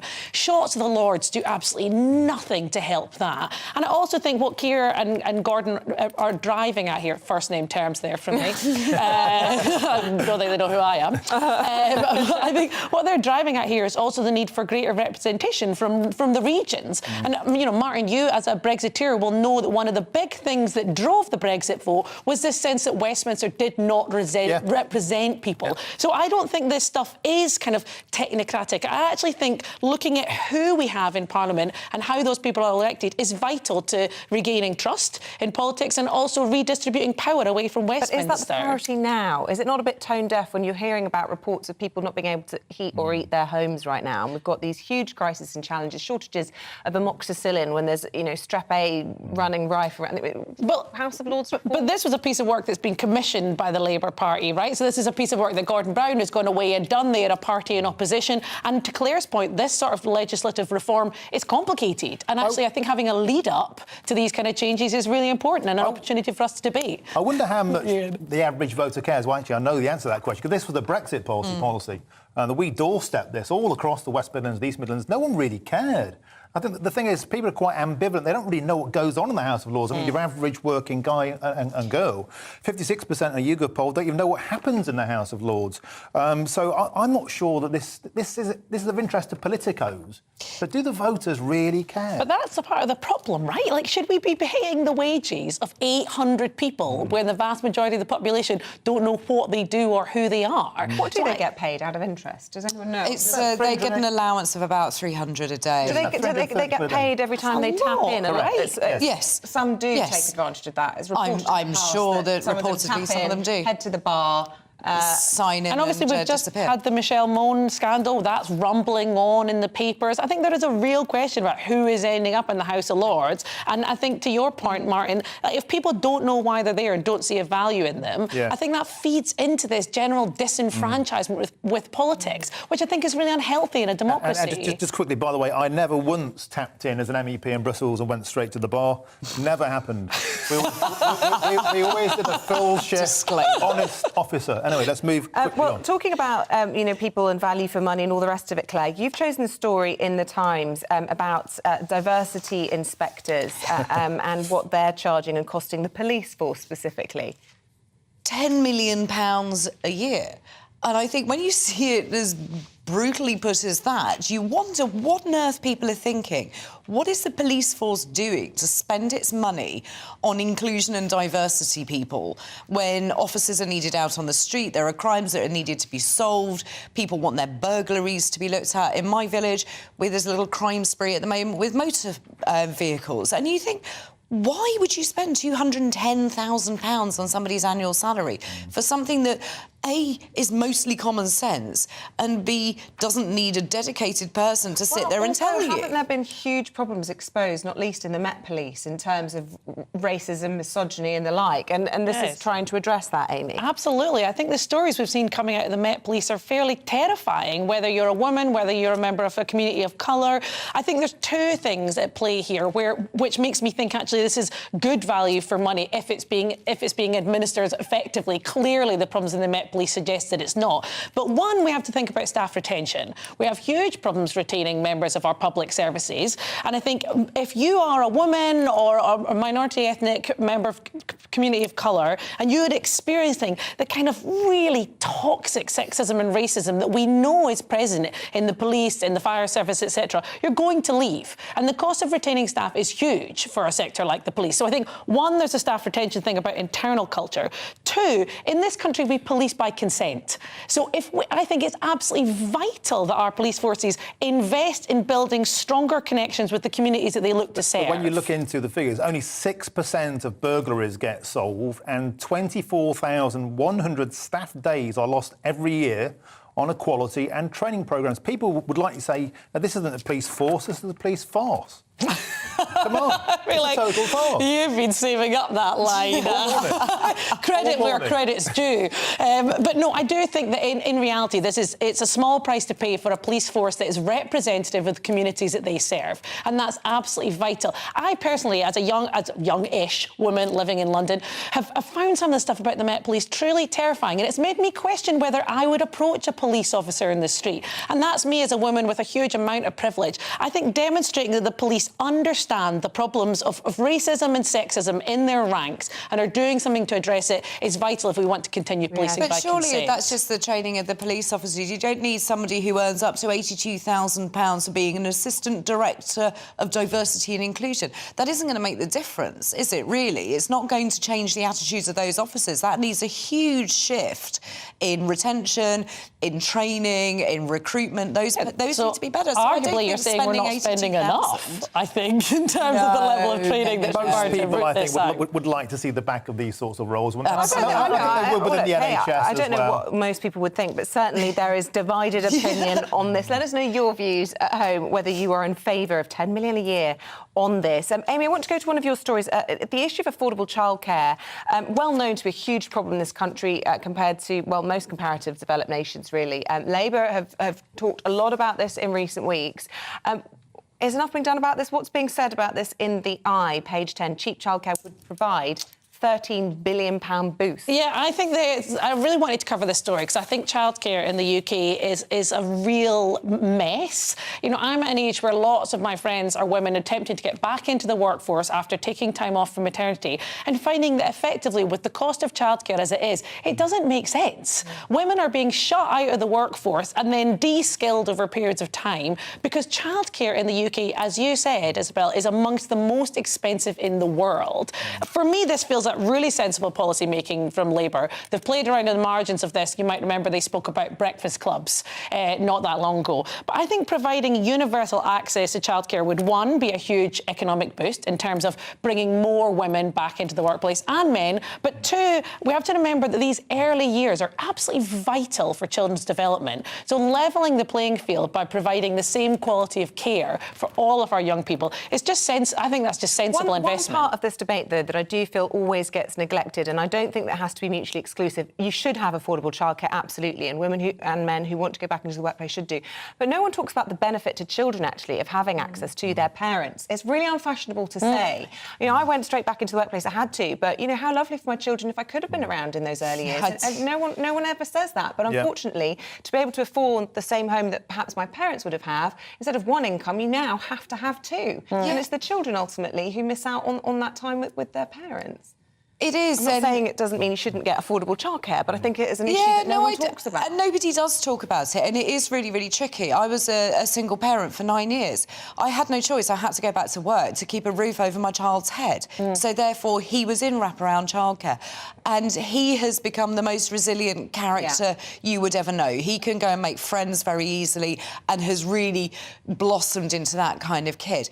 Yes, it would have been fantastic if I could spend more time with him. Can I just say as well, as a I didn't have much token bloke on today's panel, nothing token about it. Thank you very much. We need to do more to encourage fathers to get into childcare. I've written about this extensively over the years in places like Sweden, where fathers get the same as mums, up to 9 months full childcare. In Britain, we get 2 weeks. 2 weeks and you're straight back. So this idea that men sort of don't want to parent, often they just can't afford to. No, 100%. They get 2 weeks. A lot of businesses do a lot better on this, I have to say. There have been huge developments just since I've had my kids. I've seen younger friends and who've gone on to have kids, and dads in some businesses that I'm aware of have had 16 weeks off, which is absolutely incredible for those families. But, you know, it is changing. That's not the norm. Yeah, and it should be more normal. It should get more dads involved. Well, that's not your Hold on a minute. Am I agreeing with Martin? Whoa! Whoa!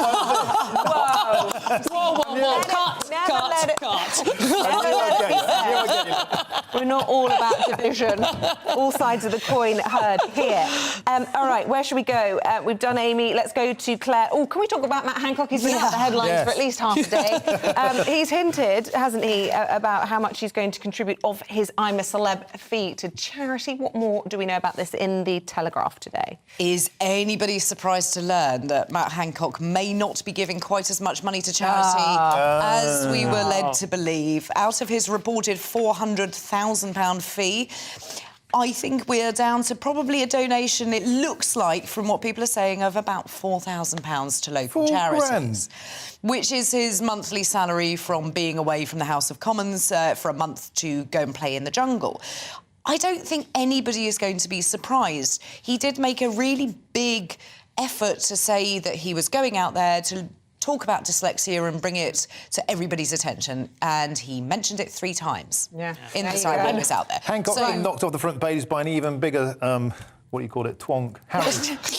So, in that sense, he's safe. Yeah, right. Amy, Claire, thank you so much. Really appreciate that. Enjoyed going through the papers with both of you this morning. More from you both soon, I'm sure. But for now, we're going to go on to an equally controversial topic, the issue of sausage rolls in Cornwall. Yeah, now, this is the real big story of the day because Greggs, the massively popular baker chain, one of my favourites, opens its doors in Truro today. and it's threatened to give the humble Cornish pasty a run for its money. Well, our South West of England reporter Jeff Moody went to find out what sort of reception it's receiving in a county that is proud, rightly, of its baking heritage.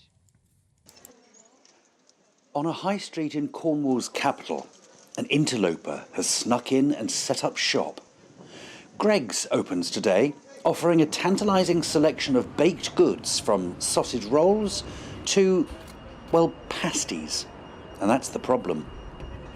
The locals have described the opening of Greggs in quite colourful terms. Some people are saying that it's an invasion, that it's an all-out war. It's even been described as the spawn of the devil. But that's not the view I'm hearing here in Truro. It's champion, mate, why not? Fair competition. But you're eating proper Cornish pasties. That's because we're visiting from the north. And we get Greggs all the time. So it's a change for the norm for us. But not everyone has been so accommodating. Greggs has tried before to conquer Cornwall. Each time the locals have objected, boycotted, forcing one branch to close down. Well, Greggs are downplaying the opening. There is already a Greggs location in Launceston and at Cornwall Services, they say. But now residents of Truro will also be able to enjoy tasty bakes and sweet treats from Greggs. But when it comes to tasty bakes, there's only one contender on people's minds. Anne Muller has been selling pasties since the 80s. Well, I learned to make a pasty at my mother's knee, and my grandparents on both sides made pasties. It was just, well, the staple diet of the Cornish, I suppose. You know, you wouldn't go without a pasty for a week. It's a family firm, and son Fergus is in charge of pasty promotion. All of our ingredients within the pasty, other than the pepper, is within 10 miles of us. The reasons for this is for the animal welfare. The animal shouldn't travel. You should know where your meat comes from. It's massively important. And if you're getting the rest of the ingredients for the pasty, it's good for our economy. They say competition is healthy, but many say there's only room for one pasty maker in town. Greggs are up for the challenge and will be keeping a careful eye on footfall before expanding further into the county. But any plans for expansion could see the pasty wars turning nasty. Jeff Moody, GB News. Oh, we've got strong and differing opinions on this in the studio. Where do you stand, Martin? Well, I've got to say, I go to Cornwall every year. I love a Cornish pasty. I could probably live off them. But I also love a Greggs. What's wrong with a bit of pasty equality? There's room for both, surely. Goodness me, as the son of a miner, I'd have thought you'd be right behind those mining favourites. The pasty, that's the background, of course, because it had the crust so they didn't get their dirty mitts on the meat bit. I am team pasty all the way. Shouldn't have Greggs in Truro. What's the world coming to? Anyway, there you go. I'm not sitting on the fence on that one. Let us know your thoughts this morning. Where do you stand on Pastygate? Where do you stand on any of the topics that we are discussing this morning? At 9 o'clock, we'll be talking more about the strikes over the Christmas period. The RMT saying now they're going to go on strike on Christmas Eve. We'll also be talking about the 8th child to have lost their life to Strep A as well. There's another video from Harry and Meghan. See you in a sec.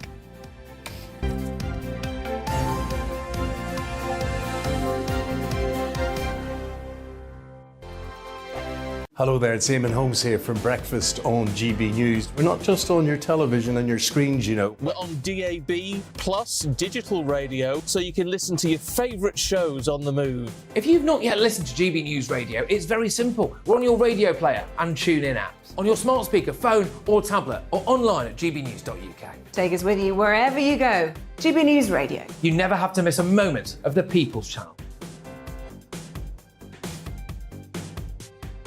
Monday to Thursday nights on GB News. At 6, it's Dubes & Co. 7 o'clock, Farage. At 8, join Mark Stein. And at 9, Dan Wootton Tonight, followed by Headliners. On TV, radio and online. This is GB News.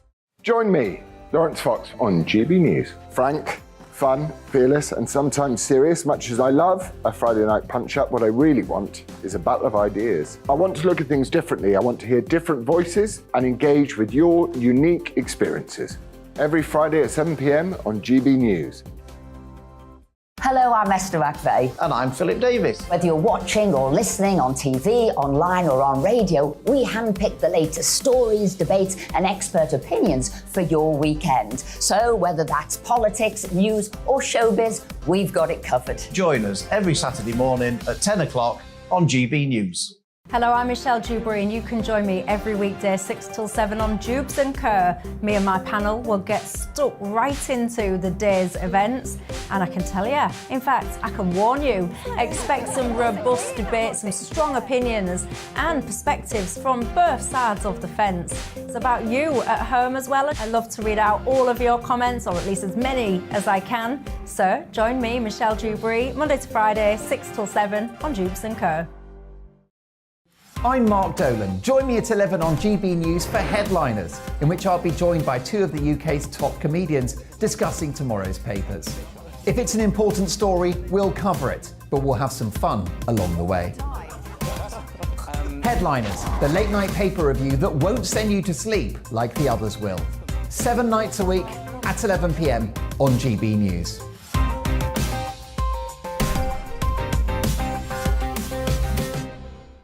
Monday to Thursday on GB News, it's Bev Turner Today from 10 a.m. We're going to be here for you, our GB News family, to keep you up to date, but also make you smile. The guy went from puberty to adultery. And I can't wait to bring a few of my own opinions. I have no time for cultural totalitarianism. We'll engage in passionate, but always polite debate, with your thoughts and opinions at the centre of it all. Only on GB News, the People's Channel, Britain's news channel. I'm Mark White. As GB News Home and Security Editor, I cover those key issues that are so important to you. Our authorities, our communities doing all they can to combat violent crime. With the public services under unbearable strain, why are we still failing to control our borders? Defence, the first priority of any government, has been continually hollowed out. Can we trust our politicians to protect the armed forces? Join me, Mark White, on GB News.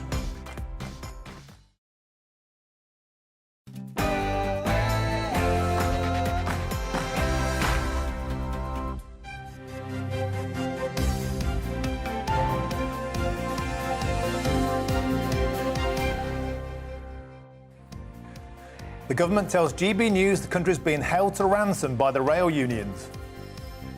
Good morning. It's 9 o'clock. It's Tuesday, the 6th of December. You're watching and listening to Breakfast on GB News with Isabel, Webster and Martin Talkney. It's been a very lively show, and here's what's leading the news this morning.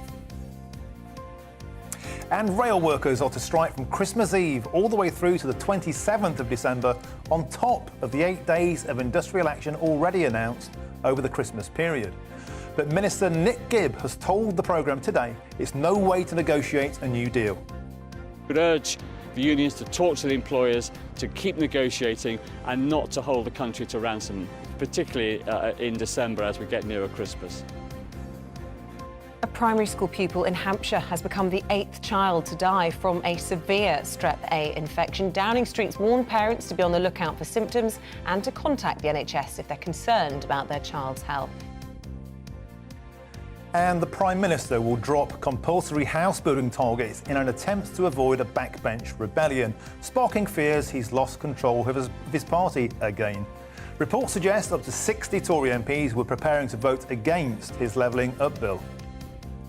And Prince Harry has spoken of what he called a dirty game being played by the palace in the latest trailer for his Netflix series with his wife Meghan. The first episode of the documentary is out later this week and will also claim there is a war against Meghan. And please get in touch all the usual ways via Twitter or email and let us know what you're watching or listening to. Not what you're watching, yeah, should be you're this. watching us, but where from? Give us a shout. I might watching the Netflix trailer. Yeah, maybe. I'll about it all day. Hope not. Get in touch and let us know what you think of this this great show.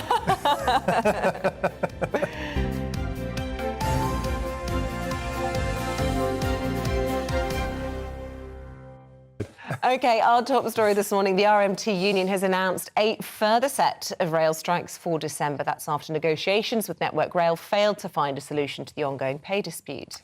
Yeah, the latest walkout is in addition to the 8 days of already planned industrial action and will begin at the worst possible time, 6 p.m. on Christmas Eve, and continue all the way through until 6 a.m. on the 27th of December. Well, earlier, the Education Minister, Nick Gibb, told us that the unions needed to call off their action or face the consequences of disrupting the public's Christmas. Well, it's a very disappointing decision by the RMT. They were offered a very good pay deal by the employers, 8% over 2 years, which is in line with the kind of pay deals that are happening outside the public sector of between 4 and 6%. So I think the unions really should call off this strike. It's inconveniencing people up and down the country in the run-up to Christmas. I think it's a very poor way of conducting negotiations. We would urge the unions to talk to the employers, to keep negotiating and not to hold the country to ransom, particularly in December as we get nearer Christmas.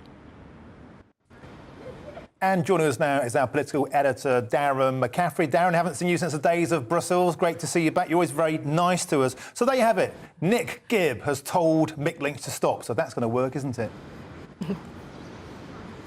I don't think it is in many ways.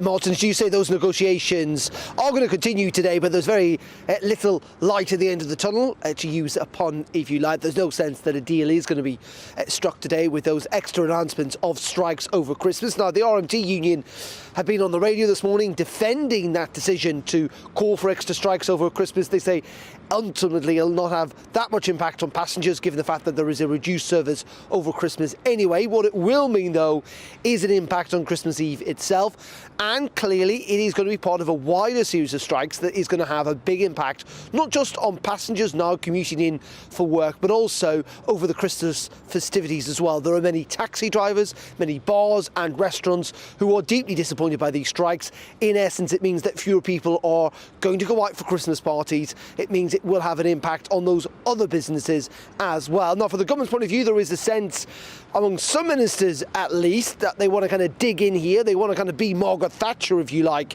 in essence, that they want to try and defeat the unions on all of this. But there is also another wing within government who are increasingly concerned about the public mood on strikes, that largely on the whole actually it is in favour, maybe not necessarily with the railways themselves, but in other areas it is with the unions. And also that this is not just confined, this almost winter of discontent, if you like, to the railways. It also extends to postal workers, to nurses, and indeed to other people in government departments. And so there is a concern that this is just dragging the UK, if you like, at a time, of course, in which we're almost certainly in recession.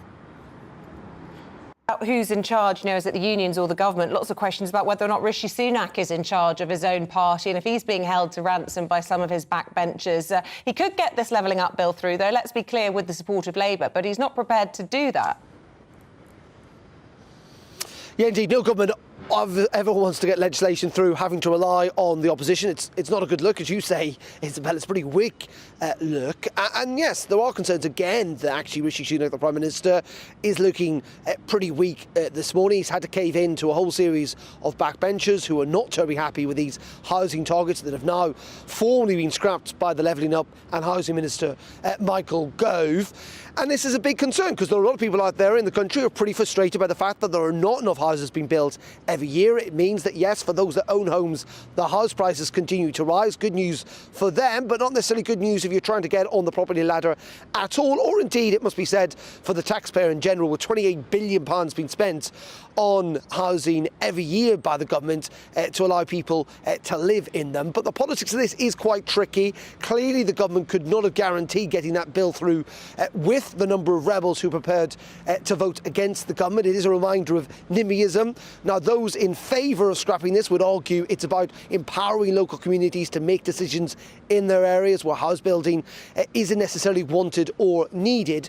But fundamentally, in the wider political picture, it is a reminder that Rishi Sunak, a couple of months now into the job, still, even with a majority of 70, 80 MPs, is not necessarily in the strong area that he can just force through his will through Parliament. And it's a sign, I think, that the next 2 years in government, he's going to be at the beholden whim of those backbenchers almost at every single turn. Yeah, absolutely. All right, Darren McCaffrey, good to see you. Thank you. Now, a primary school in Hampshire has been confirmed as the 8th child to have died of Strep A bacterial infection yesterday. Yeah, this comes as the government has urged doctors to prescribe antibiotics proactively in schools where there's been cases of Strep A, with the potential for penicillin to be given out en masse.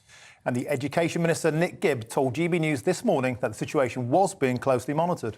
Well, let's speak to A&E Dr Joshua Woolrich, who joins us this morning to discuss it. First of all, let's just get a sense of how unusual this outbreak is, because this is the 8th death now. Many parents will be thinking, is this normal? So we do see Strep A every single year. We haven't seen it quite as much over the last couple of years, understandably, because we've been a bit more inside, we've been mingling a lot less. But Strep A is something that is very common. It sits on the back of the throat, it sits on the skin, and it often just causes a bit of a sore throat. The problem is when it then becomes either scarlet fever or it becomes invasive. Scarlet fever itself is usually characterised by a fever, sore throat, and then this kind of red rash that is often felt like sandpaper, mainly starts on the chest. We talk about the feel of it because depending on what your skin colour is, you may not see it as being quite red. And what's classically known as a strawberry tongue. So you get this kind of white plaque on the middle of the tongue and the rest of the tongue is a bit swollen and a bit red. The invasive form, it's the same kind of bacteria, but just for some reason in that child or adult, but we tend to see it more in children, it goes into the bloodstream and into the lungs and can be quite fatal if it's not treated quickly. Yeah. Right, that's the key in all of this. And we both know at our children's schools there have been cases of Strep A, so something a great many parents are getting very concerned about. There's information out today on the front of newspapers saying we should be giving out antibiotics to every child in a school with an outbreak. Yet that seems to go against what we understand with antibiotics, and that is only use them when strictly necessary. Yeah, it's hard because we're in a situation where we're monitoring this kind of this outbreak or rising cases. And so the doctors that work in the public health department in the government are looking at this stuff really carefully. And I trust them, they know what they're doing. They're not going to be advising that everybody under 10 in the country suddenly needs to have antibiotics at the same time. If they are going to advise something like this, it will be very specific areas, specific schools, if there's a high prevalence of cases. And it will be worked out on the balance of pros and cons because, yeah, as you said, we don't want to be giving antibiotics to people who don't need them because antibiotics that are given in that way can lead to antibiotic resistance, and we'd rather keep our ability to use antibiotics for as long as possible. We're already seeing different bacteria that are resistant to things like penicillin. We'd rather not let Strep A get that way as well. Downing Street have denied that there is a shortage of amoxicillin or indeed any other of the antibiotics that can be used to treat this. And yet we spoke to a pharmacist from the Association of Independent Pharmacies this morning who said she checked last night before she came on air and spoke to us first thing this morning. And on her system, which deals with all of those pharmacies, it was coming up as a red flag with the wholesalers saying that there was a shortage. So there will rightly, won't there, be concern from parents if these are being handed out like Smarties, perhaps correctly, in schools where there are outbreaks and other pharmacies are saying there's a shortage, we could end up with a serious situation where children who need the medication can't get their hands on it. There's always a finite amount of something, right? And antibiotics, there is a finite amount, and antibiotics get made and distributed around the world. We do have lots of penicillin-based antibiotics, though. And so if we don't, for example, have Pen V, which is a classic one we would give for a bacterial tonsillitis and usually for Strep A, we can give amoxicillin instead. If we don't have amoxicillin, we can give co-amoxiclav. We'd rather not continue to escalate because, again, more of the antibiotics higher up that chain tend to be broader, and we don't want to give too broad spectrum antibiotics in these situations. But we will be able to find antibiotics to give. But of course, we're not going to be giving them to everybody in A&E at least. And I do think that the school situation is more of a comment rather than something that is definitely going to happen at the moment. But we just need to keep an eye on these kind of things. We're always going to have antibiotics in A&E to be able to give if need be. And we're not giving them out like Smarties. We are, in A&E and at the GPs, we are looking at patients and making a decision as to whether or not there's a good reason to give it. And we're also giving people safeguarding advice and things in regards to what to look out for, whether they need to come back. And that's going to depend on the individual when we see them face to face.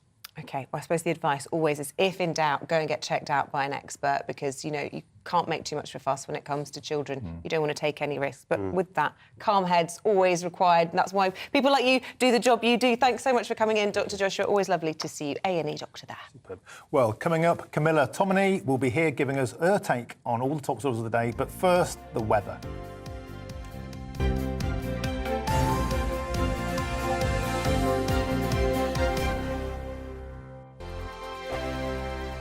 Monday to Thursday nights on GB News. At 6, it's Dubes & Co. 7 o'clock, Farage. At 8, join Mark Stein. And at 9, Dan Wootton Tonight, followed by Headliners. On TV, radio and online. This is GB News. Here on GB News Live, we'll be keeping you in the picture, finding out what's happening across the country and finding out why it matters to you. We'll have the facts fast with our team of reporters and specialist correspondents. Wherever it's happening, we'll be there from 12 noon on TV, radio and online. GB News, the People's Channel, Britain's news channel. We are GB News, the People's Channel. Why not take us home with you by visiting the GB News shop at gbnews.store. You'll find all the official merchandise, a really good present actually for yourself, your friends or your family. We ship across the UK mainland at no extra cost. GB News, the People's Channel. Join my show Farage, 7 p.m. till 8 p.m. Monday through Thursday, and there you will get opinion, analysis, debate, and I'll cover stories that nobody else dares to touch. You've been cancelled. Join the club. Oh my goodness, brilliant. And then for the last 15 minutes, talking pints. We're over a drink. We have a civilised conversation with someone. We very often disagree, but we do it in a grown-up way. Come and join me on Farage. Monday to Thursday on GB News, it's Bev Turner Today from 10 a.m. We're going to be here for you, our GB News family, to keep you up to date, but also make you smile. The guy went from puberty to adultery. And I can't wait to bring a few of my own opinions. I have no time for cultural totalitarianism. We'll engage in passionate, but always polite debate, with your thoughts and opinions at the centre of it all. Only on GB News, the People's Channel, Britain's news channel. Hi there, it's Stephen and Anne. At breakfast from 6 a.m, you'll always be caught up with everything you need to know, the latest headlines, opinions and debates. We'll bring you the good news and the bad, but most of all, we're here for you. Remember, send in your views and let us know what you would like us to talk about. That's because we're your news channel. And every morning at 6 a.m, it's breakfast on GB News. Join me every Sunday at 6 p.m. for Gloria Meets. In exclusive interviews, I'll be finding out who our politicians really are and what they really think. It's something that you would never want anyone to suffer. I didn't know what channels there were. I didn't think I'd be believed. I must have weighed about 7 stone and I'm 5'8". My instincts was to sort of cover this up. I mean, clearly that was a mistake. Join me every Sunday at 6 p.m. on GB News, the People's Channel, Britain's news channel. Hello, I'm Simon Evans. Join me on GB News for Headliners at 11 p.m, where I'll be joined by 2 of the country's top comedians as we take a look at tomorrow's newspapers tonight. If it's a big story, we'll be covering it, I guarantee, but we'll also have some fun along the way. That's GB News Headliners at 11 p.m. We won't put you to sleep, unlike some of the other paper review shows out there. So join us, 11 p.m, 7 nights a week.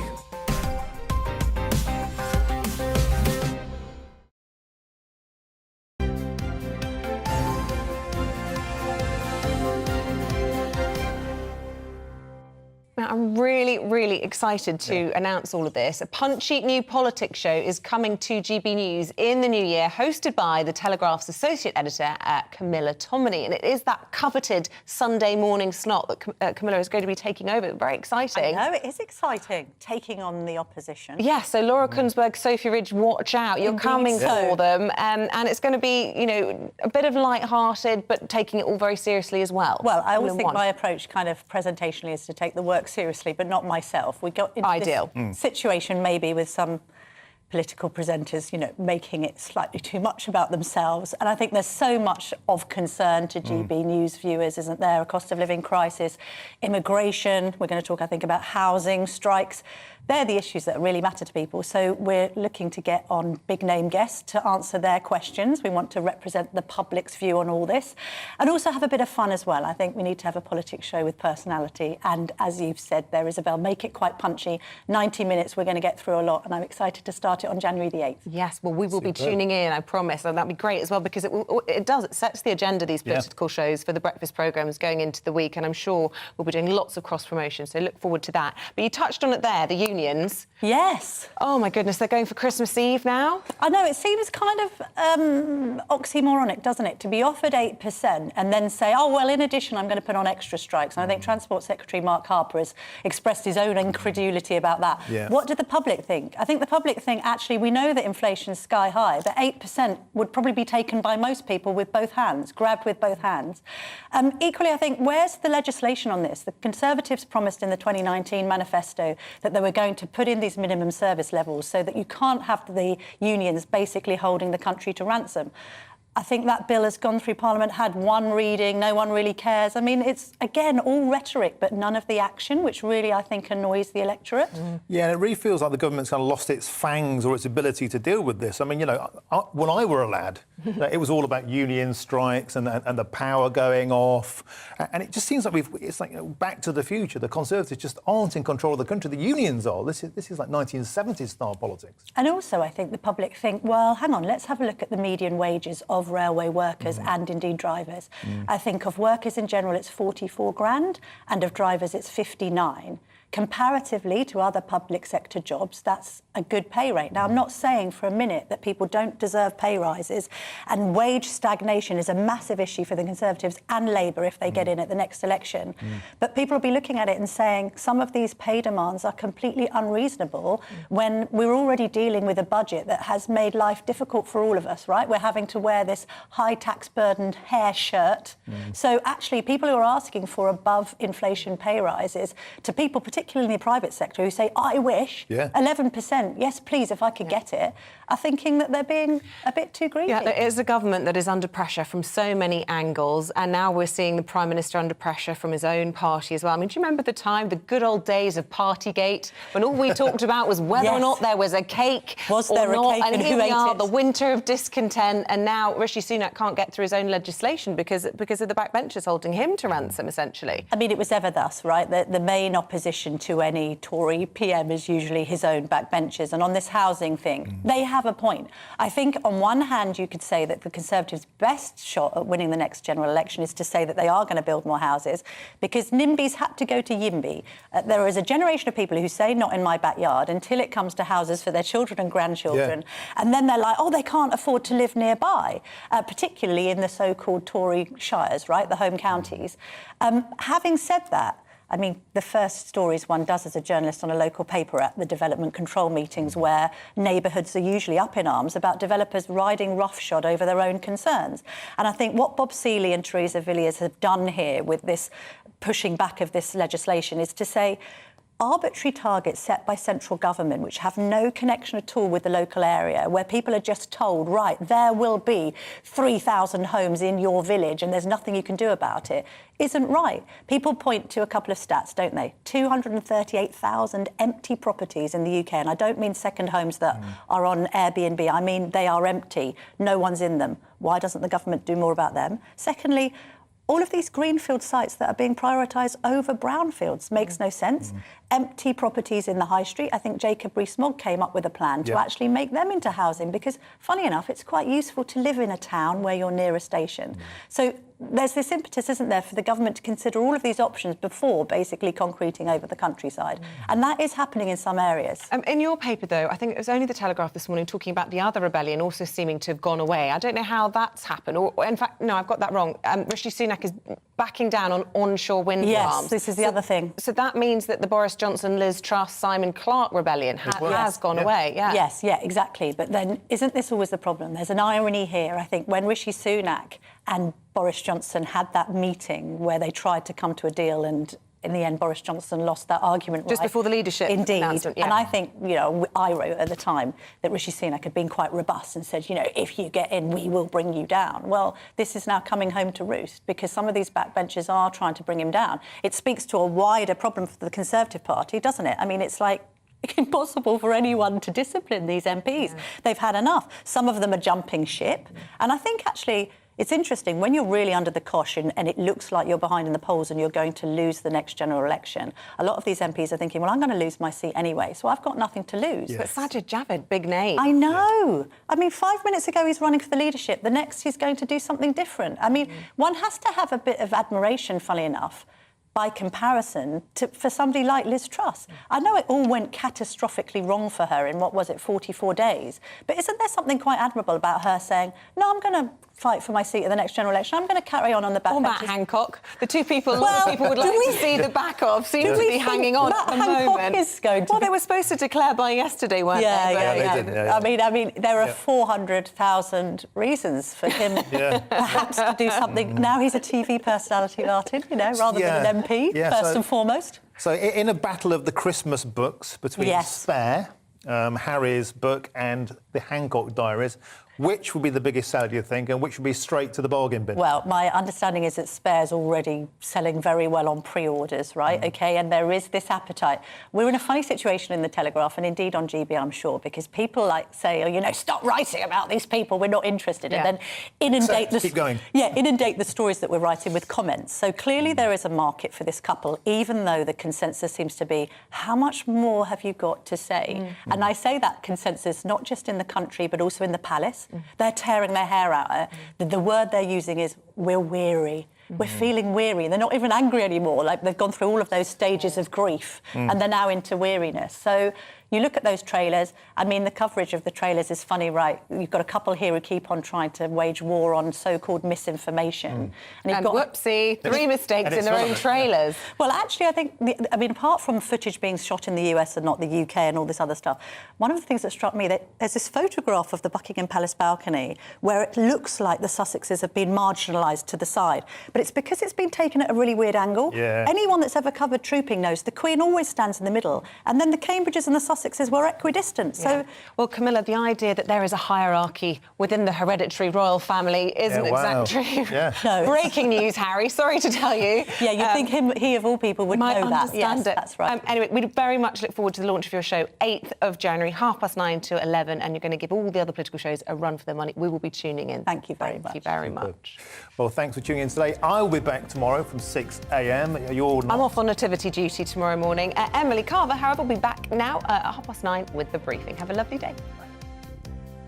Hello, a very good morning to you. I'm Aidan McKibben. It's a cold start out there once again, but it's going to turn even colder during the next few days as northerly winds arrive. However, those northerly winds will bring some brighter skies compared with the last few days. We're going to lose the cloud cover. Clearer spells coming through behind this cold front, which marks the boundary between the chilly and cloudy easterlies and the brighter but even colder northerlies. So things are brightening up during the morning and afternoon. The cloud peeling away from the south coast to reveal plenty of sunshine for southern England, parts of Wales, northern and western England, as well as western Scotland and Northern Ireland. I think the north of Scotland, eastern England, parts of Northern Ireland will continue to see some cloud and showers brought in on these strengthening northerly winds. Hill snow for northern Scotland and 4 or 5 Celsius here, with that wind feeling more like 0 or 1 degree. 7 or 8 further south, less windy, a bit more sunshine, perhaps feeling a bit more pleasant compared with the last couple of days. But under those clear skies, temperatures dropping like a stone overnight. Western Scotland, parts of Western England, Wales, Northern Ireland, seeing a widespread frost, -3, -4 Celsius in sheltered spots, and even lower than that in some prone areas. But for Northern Scotland, Eastern England and Northern Ireland, a bit more cloud about, frost a bit more limited. However, there are going to be further showers here, and as those northerly winds bite, it's going to be snow. For northern Scotland, that's snow falling at all levels, and it looks like at lower levels 2 to 5 centimetres will build up on Wednesday. 5 to 10 over the hills could cause some problems. Snow warning in force. A mixture of rain and hill snow for eastern England, Northern Ireland, and actually these showers will be hit and miss. Plenty of sunshine away from the showers across central and southern parts of the UK. although it will feel increasingly cold. We're going to see sharp frosts by night, icy patches in the mornings as well, and some more snow to come for northern Scotland.